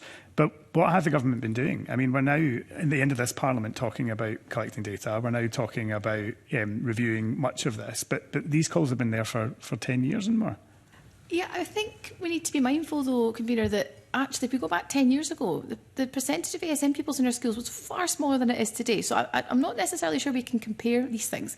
And data at that time... We would accept that the presumption to mainstream, that people were ringing alarm bells about their concerns about inclusion and making sure that young people were properly included. Yes, but if you look at the numbers, I mean, there's certain spikes, of course, that change when we look at the definitions, and we broaden the definitions, which creates some of that. But the pandemic also had an impact in that regard too. I see Alison Taylor to my left nodding at me around about the historic work, so I may bring her in. Yeah, thanks, Cabinet Secretary. Yeah, if we go back to 2010, which I think may be one of the things that's in the Cabinet Secretary's mind, as you're reflecting, and before the current legislation was implemented, the numbers of children with additional support needs registered at about 10%, and now, of course, it's over 40%. But this speaks very largely to the point that the Cabinet Secretary has made about the growth in particular, older children with social, emotional and behavioural needs. And I guess the complex work that we have planned now to look at what lies beneath the variation in data and the different categories that apply will give us a good point from which to understand better where the pressure points are and where the variations in service lie. Thank you. Miles Briggs. Thank you. To carry on the questioning around this, because I think it's important, and welcome the fact the government's accepted Conservative debate, which secured this review. And I do genuinely hope it tries to move this issue forward, because the Morgan Review, which didn't include resourcing as part of it, but the Morgan Review and the Scottish Government's establishment of that multi-agency project board, I think in 2022, hasn't delivered some of these outcomes, which we hoped. I'm increasingly concerned when you meet teachers' parents about what's going on in the classroom, where actually in many cases medical interventions are taking place in schools like never before, and we've got to be honest about that. But also, there is no adult pathway for an assessment, for example, for autism or ADHD in Scotland, and there now isn't one for children and young people. And there doesn't seem to be a real connection between what's going on in our schools and where our young people are at, and that health offering, which the government has taken away. And I've raised this several times. I've not really had any acknowledgement or understanding from the First Minister or the ministers that that is putting parents and teachers in a really difficult space where we're saying you don't need a diagnosis, but everyone then in the classroom will be treated the same way. And I think for a lot of parents, my own casework around this on a weekly basis, parents then go private for that assessment. That is then not recognised by either the school or certainly their GP if meds are involved. And that continuing care is then not provided. Now, I don't know who will be responsible for this because it sits within the mental health portfolio, not the education one. But there's a complete breakdown in communication between these departments, even though we are expecting schools to do something different for these young people. I hope the review can genuinely drag health ministers into this space, because I think there should be that cross-portfolio opportunity to bring, doesn't care what lanyard you're wearing, bring NHS people into schools to do those assessments 1 day a week. There's an example of a solution. And it just seems impossible to get ministers to actually acknowledge that we've created an even worse system than what was before. And I'm really concerned that now CAMS just writes people off rather than embraces what needs to be a different approach. I think there's quite a lot of cross-party consensus around that, but we are where we are now with that being switched off. Yeah, I mean, I think, you know, there is, to Mr Briggs' point, a lot of cross-party consensus on this, and I'm supportive of a number of points that Mr Briggs has made. If we go back to Angela Morgan's review, I think it reported 2020, just before lockdown. So, you know, things in our schools have just changed so much since lockdown. And in terms of ASN, it's been very difficult for some of our pupils with an additional support need to return to school. And for many of them, when they have been able to return to school, their experience of education has been turned on its head. And that has meant really complicated, often time-consuming interventions being put in place by very patient-head teachers, working with families over months, if not years, to make sure the right type of educational provision was in place for their young people. So I just want to recognise that. In terms of the points that Mr Briggs makes in relation to health and education, I actually think Ros McCall asked me a question on this, his colleague, last week towards the end of my statement. And I caught up with Ms McCall afterwards, and I'm very keen to pursue this further. To give him some reassurance, though, I did have pretty significant engagement with Marie Todd when she was previously in that role around about the role of the LDAM bill, because for all the reasons Mr Briggs has enunciated today, I wanted to make sure there was a coherent read across in terms of how we support ASN in schools and what that looks like in our health system. And there is a silo, and I accept that. Of course, there's a commitment around about the LDAM bill at the current time that Mr Arthur is taking forward. We had a brief discussion. I alluded to that yesterday at the back of the chamber. But we are going to have a more formal discussion with our officials to give him that reassurance. And I should say my officials were very involved in that work with health officials in relation to arriving at a shared understanding in terms of how we meet additional support needs. And essentially stopping the creation of new pathways or new ways in which people can find support. I think it's very confusing for families at the current time, because if you access healthcare services, the way in which you access support will look different. If you access school education, it will look different. I think we could have a much more coherent approach. I like very much Mr Briggs' suggestion of having health professionals in our schools, and I will certainly take that away from today's meeting in conversation with Mr Gray. There is some co-sharing of locations in some of our schools with health, and that can work very, very well. It's dependent on the school. But look, I think this was a point I think I made earlier on to Mr Mason, or if not Mr O'Kane. This speaks to some of the wider work that John Wilson's looking at, which is that, you know, our schools are meeting a need now that's not just purely educational. Therefore, looking at co-locating services has got to be, to my mind, part of the solution. And in addition to that, it will bring additional budget. I just leave that point, and I don't know, did you want to come in? Yes.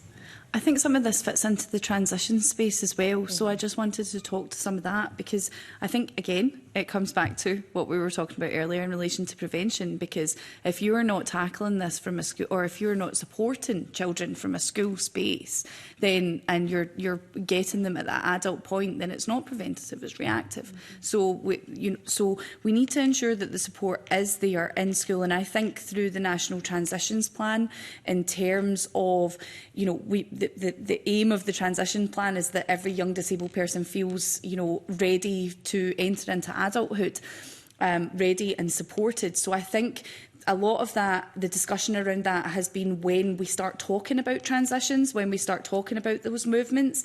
And, you know, there's obviously importance between moving from school to the point after school, whether that is further education, but there's also the point between primary and high school. And I think, you know, there's legitimacy in discussing this as well. So I think just thinking about the child's plans and thinking about the discussions that are going to be taking place to bolster and really support children through the transitions, I think is really key in this space. What I also think is key, and it's something me and Mr Briggs have discussed at length, is around the role of children's services and adult services talking to each other. And we know that there are issues and there are inconsistencies across Scotland in relation to that. That's something obviously that the legislation I've brought forward intends to combat. Yeah. And just finally, I think, you know, the fact that Eldan bill hasn't progressed has been problematic in trying to resolve some of this. Likewise, our colleague Pam Duncan-Glancy's bill could have made a difference in some of this space. I would maybe just leave it, though.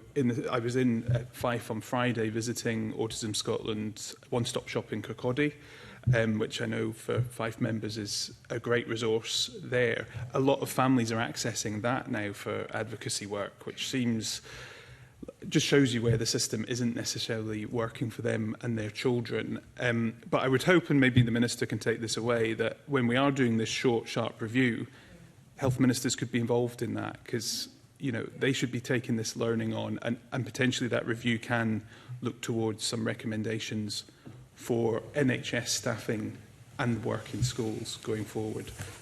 Some places it's working well, but it depends on the Health Board whether or not they want to embrace some of these reforms as well. So I think Mr Briggs makes some really interesting point. I'm conscious that Ms McManus has about 10 weeks to get this report to me. So I would just encourage Mr Briggs and others to engage with her directly on these points. I will take away the suggestion on the engagement with health ministers. I think it is an important one. And to go back to one of the points Mr Briggs made about, I think, the Morgan review, there was substantive action that came from that review. I know Mr Briggs might not think it goes far enough, but there were a number of different identified actions to the ESL action plan, and we will provide an update on that, I think, before the end of this session. Yes, it's Alison confirming. And part of that was about better communication. So to the point that Mr Briggs makes about the organisation in Kirkcaldy, you know, parents are very often, in my experience, not aware of their rights. That's one of the reasons we fund Enquire, the kind of national parents advocacy service that gives advice and guidance to parents and carers in relation to ASN.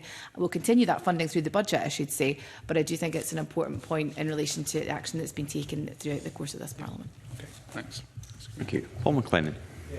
Convener, just on the point that Miles Briggs mentioned before I got into what I was going to ask, I think the Quality Committee are doing an inquiry just now around about neurodivergence and saying, and we had some parents in yesterday, and I think some of the issues they're talking about obviously was the cross-agency support, and the RCP paper that you've probably seen is very supportive of that. And I think the point you mentioned, Cabinet Secretary, about the awareness of what's actually there and their rights, coming from a human rights point of view, is a really important one. So I think the committee will be reporting back on that, but I think in terms of recognise the importance of health and where education kind of sits, I think is really important. So, but the broader issues I wanted kind of talking about was, we're obviously getting close to an election. You can see that from the questioning today, and I expect that from opposition colleagues. But I think there's a couple of things for me. One is in terms of the context.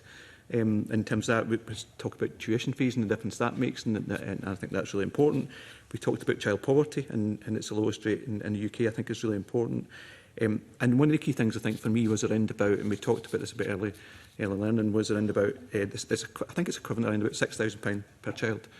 And I remember my kids who are now 32 and 28 having to go through that challenge and take the kids through. And there was nothing available then. It was tough, really tough for a lot of families then. So that makes a real difference in terms of that. So there's two key things I think for me. One is in terms of what does the budget do to try and expand the provisions of early learning, because I think that's incredibly important. It's still an issue that I hear coming through in terms of that from constituents. And the second thing, and I think it's been touched upon by quite a few people here, is about probably the broader whole family support. And what is the budget kind of doing now? And I know that kind of crosses other budgets, but what are we doing in terms of the whole family support? Because it's not just in terms of, we're talking about additional support needs for children, but that obviously impacts on families as well. And there's that whole issue in terms of that family dynamic. So it's around about early learning, but also around about whole family support. And probably yourself, Don, in terms of that first of all. Sure. Okay. There's quite a lot of points in there, so just remind me if I don't manage to make it over everything. In terms of ELC, as I've already set out to Mr Rennie, we've protected £1 billion in the budget to ensure that we can continue that 1140 over.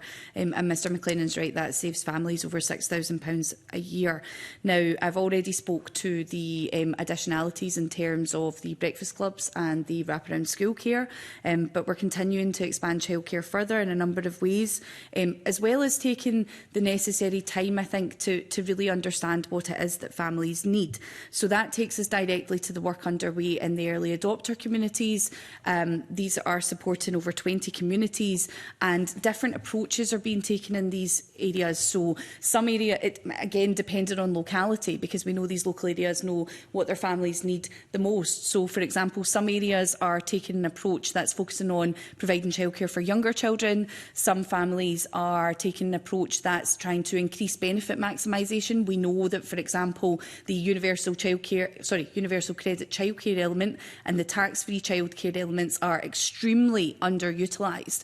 So there has been, in some of these areas, there's been a real focus on trying to get more families signed up to money that they're due to receive, that they're entitled to.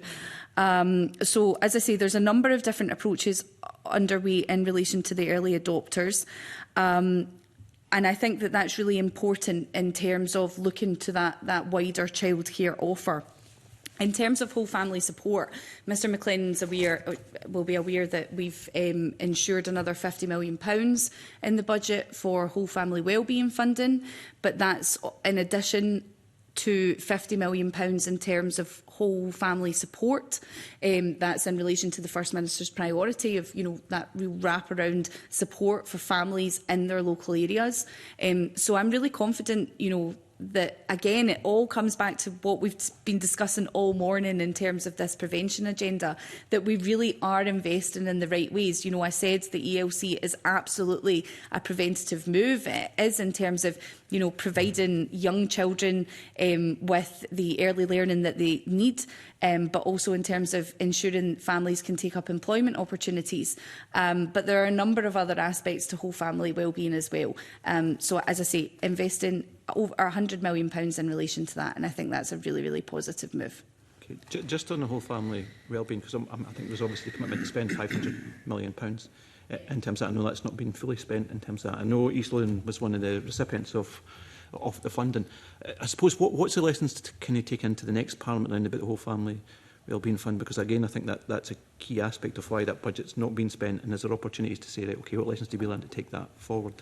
I don't want to take anything away from anyone. I think there was real ambition with the whole family wellbeing programme. I think I've said to committee before, transformational change takes time, and perhaps it wasn't really understood the level of local change that would be required. The whole family wellbeing funding is being routed directly to CSPPs to really enable them to break down barriers, to work with other organisations, to really take that whole family multi-system approach.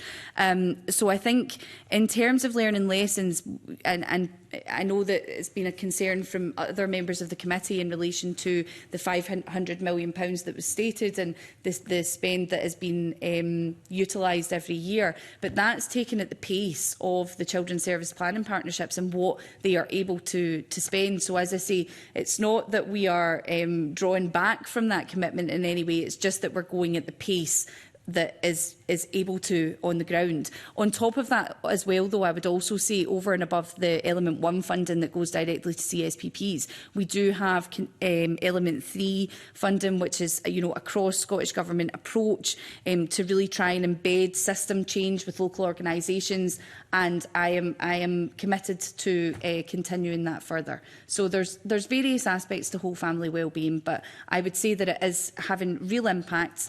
We can see transformation happening, but that doesn't happen overnight.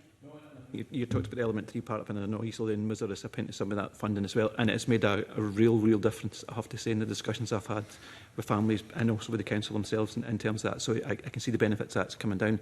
The one final question I think from me would be, again to yourself, Mr Owen, would be around about the promise. The promise bill is obviously progressing in terms of that, but in terms of what the budget does to try and I suppose, pick up some of the key issues in that. What's the budget delivered for in terms of how we deliver the promise?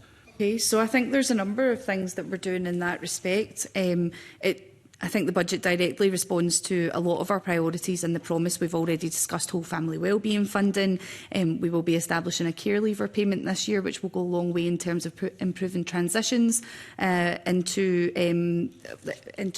accommodation for care experienced young people, or care leavers I should say. We are furthering our investment in the secure care estate. That's not only providing funding for additional beds and remand places, but also in terms of the adaptations and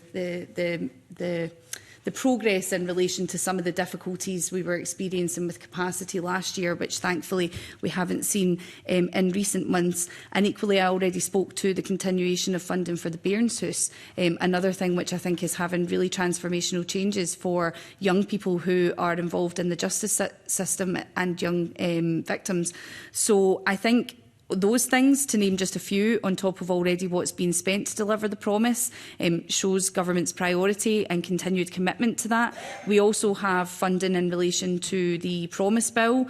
That will of course grow in future, should the bill pass, that will of course grow in future years as those provisions are brought in. And I think, I've been very clear, I think there's, although not directly related to promise spending, I would say that a lot of the interventions that we are taking across education all fit into our aims to deliver on the promise and to tackle poverty. So I think the things that I've outlined there are just on top of what is already underway. Okay. Thank you, Convener. Thank you. Ross Greer. Thank you, Convener. Cabinet Secretary, this is a point we've discussed before. I've certainly discussed it with the Finance Secretary in regard to the in-year path to balance exercises, the savings that need to be made in-year, because we have a relatively fixed budget and need to balance it at the end of the year. Things happen, pay deals, inflation, etc. I've been concerned for quite a while now that education and health take a disproportionate share of the burden for path to balance. Now, health is coming up on half of the budget overall. It cannot get out of playing a role in path to balance. But it seems to me that education is year on year sustaining quite substantial in-year cuts, because it's an area where the spending is not as fixed as, for example, justice. Once money is allocated in justice at the start of the year, it's very, very hard to stop that spend or to reallocate it. Accepting and recognising collective responsibility and not expecting you to disclose the details of direct conversations, has this been a topic of discussion amongst the Cabinet, how to make sure that path to balance and in-year saving exercises are shared proportionately across portfolios?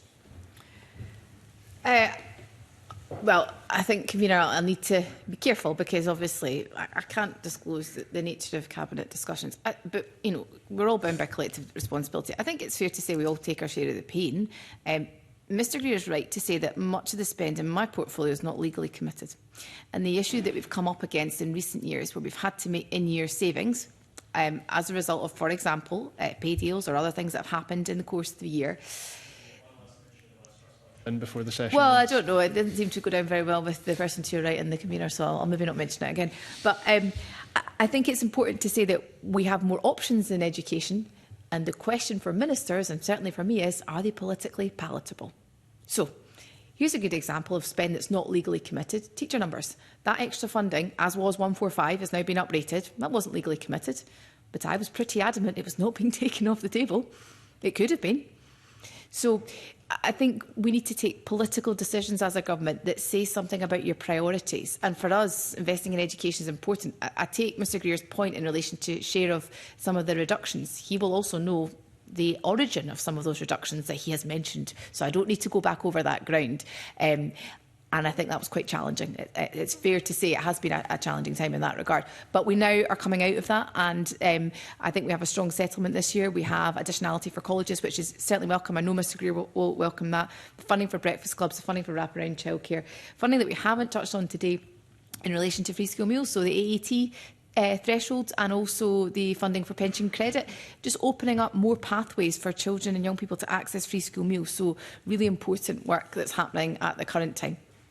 Can I just check, in terms of the process around path to balance, is it a case that you're essentially told, here is how much you are going to have to to save, or is there a cabinet-wide discussion of here's the total deficit, how do we think we can share this out between us?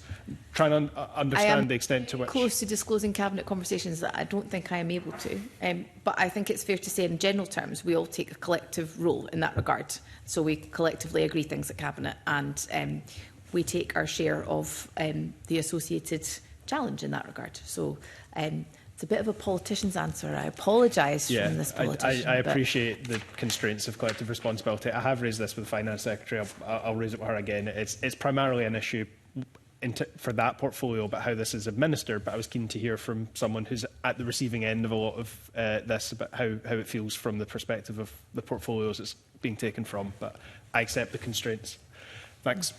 Thank you very much. Just one final area I wanted to look at. Are you aware, Cabinet Secretary of the group, ScotPAG, Scottish Professionals Advising on Gender? I don't think I am, Convener. All right, because I've written to you on the 8th of July, the 17th of October, last month. They always receive an acknowledgement from you and never a substantive response. They've now taken to writing to this committee. I'm very surprised to hear that, Convener. Let me check with my private office. I last looked in my inbox last night when Mr Macpherson was delivering the Stage 3 debate, and there were 4 items in my correspondence box. None were to that organisation. So let me pick up with officials what's happened in that instance. I'm not cited on that. Okay. So they have written to us as a committee because they're not getting any response from you. And as I say, it's not just recent from last night's inbox. It's 8th of July, 17th of October. And when I spoke to them, they'd also written to you last month. They get an acknowledgement, so it's going into the system somewhere, but nothing's coming back out.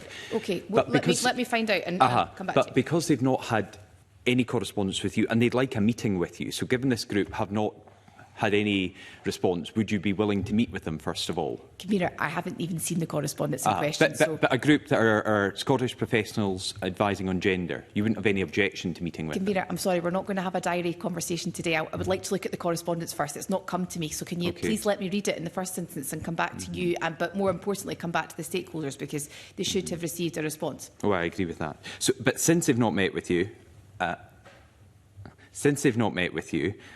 they are asking about funding going to groups such as LGBT Youth Scotland and their concerns about some of the materials they use, and whether or not you are happy with the funding from the Scottish Government to LGBT Youth Scotland, given what they are outlining in schools to children and young people.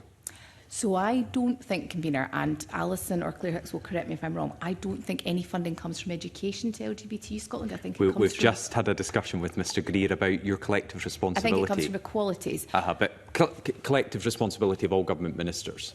Absolutely. So are you concerned about funding that goes from anywhere in the Scottish Government to an organisation who some professionals have concerns about what they are saying to children and young people, which is within your remit and this committee's remit? I accept that, Convener, but I would like to look at the correspondence in question. You mentioned on a number of occasions now correspondence that has apparently come to my office that I do not have and is not sitting in my inbox. So would you please, with your forgiveness, allow me to at least look at this correspondence before I respond to you? I think it would be remiss of me not to look at the detail of what's being put, because this is the first time it's been put to me today, Convener. Okay, I'm going to reluctantly accept that given the time of our meeting, but even if you haven't seen these multiple letters which have been addressed directly, maybe Ms Dawn Innes, do you have any information on this? No, I don't. Sorry, I thought I heard. I just believe that we would also need to see what is being proposed as unacceptable as well before we could make comment on whether we agree or disagree. So I think, just agreeing with the Cabinet Secretary. I was just going to go on before you came in there. Whether these letters have gone in and have been lost, have been ignored, etc., there are still questions which, without that correspondence, I could still ask. But we are very late on in this meeting and I can't see me getting anywhere on this. But rest assured, I think we will have to come back to this, given my serious concerns about the correspondence going unresponded to. And we have, as a committee, have now been asked about this. So that's why I am raising it here today. Understood. Okay, if we're not going to get any further on that, but with a commitment to hear back from the Cabinet Secretary on that, as a matter of urgency, because we don't have long as a committee left either. But I would like to thank the Cabinet Secretary, Ministers and officials for their time today, and I will briefly suspend the meeting to allow the committee to move into private session.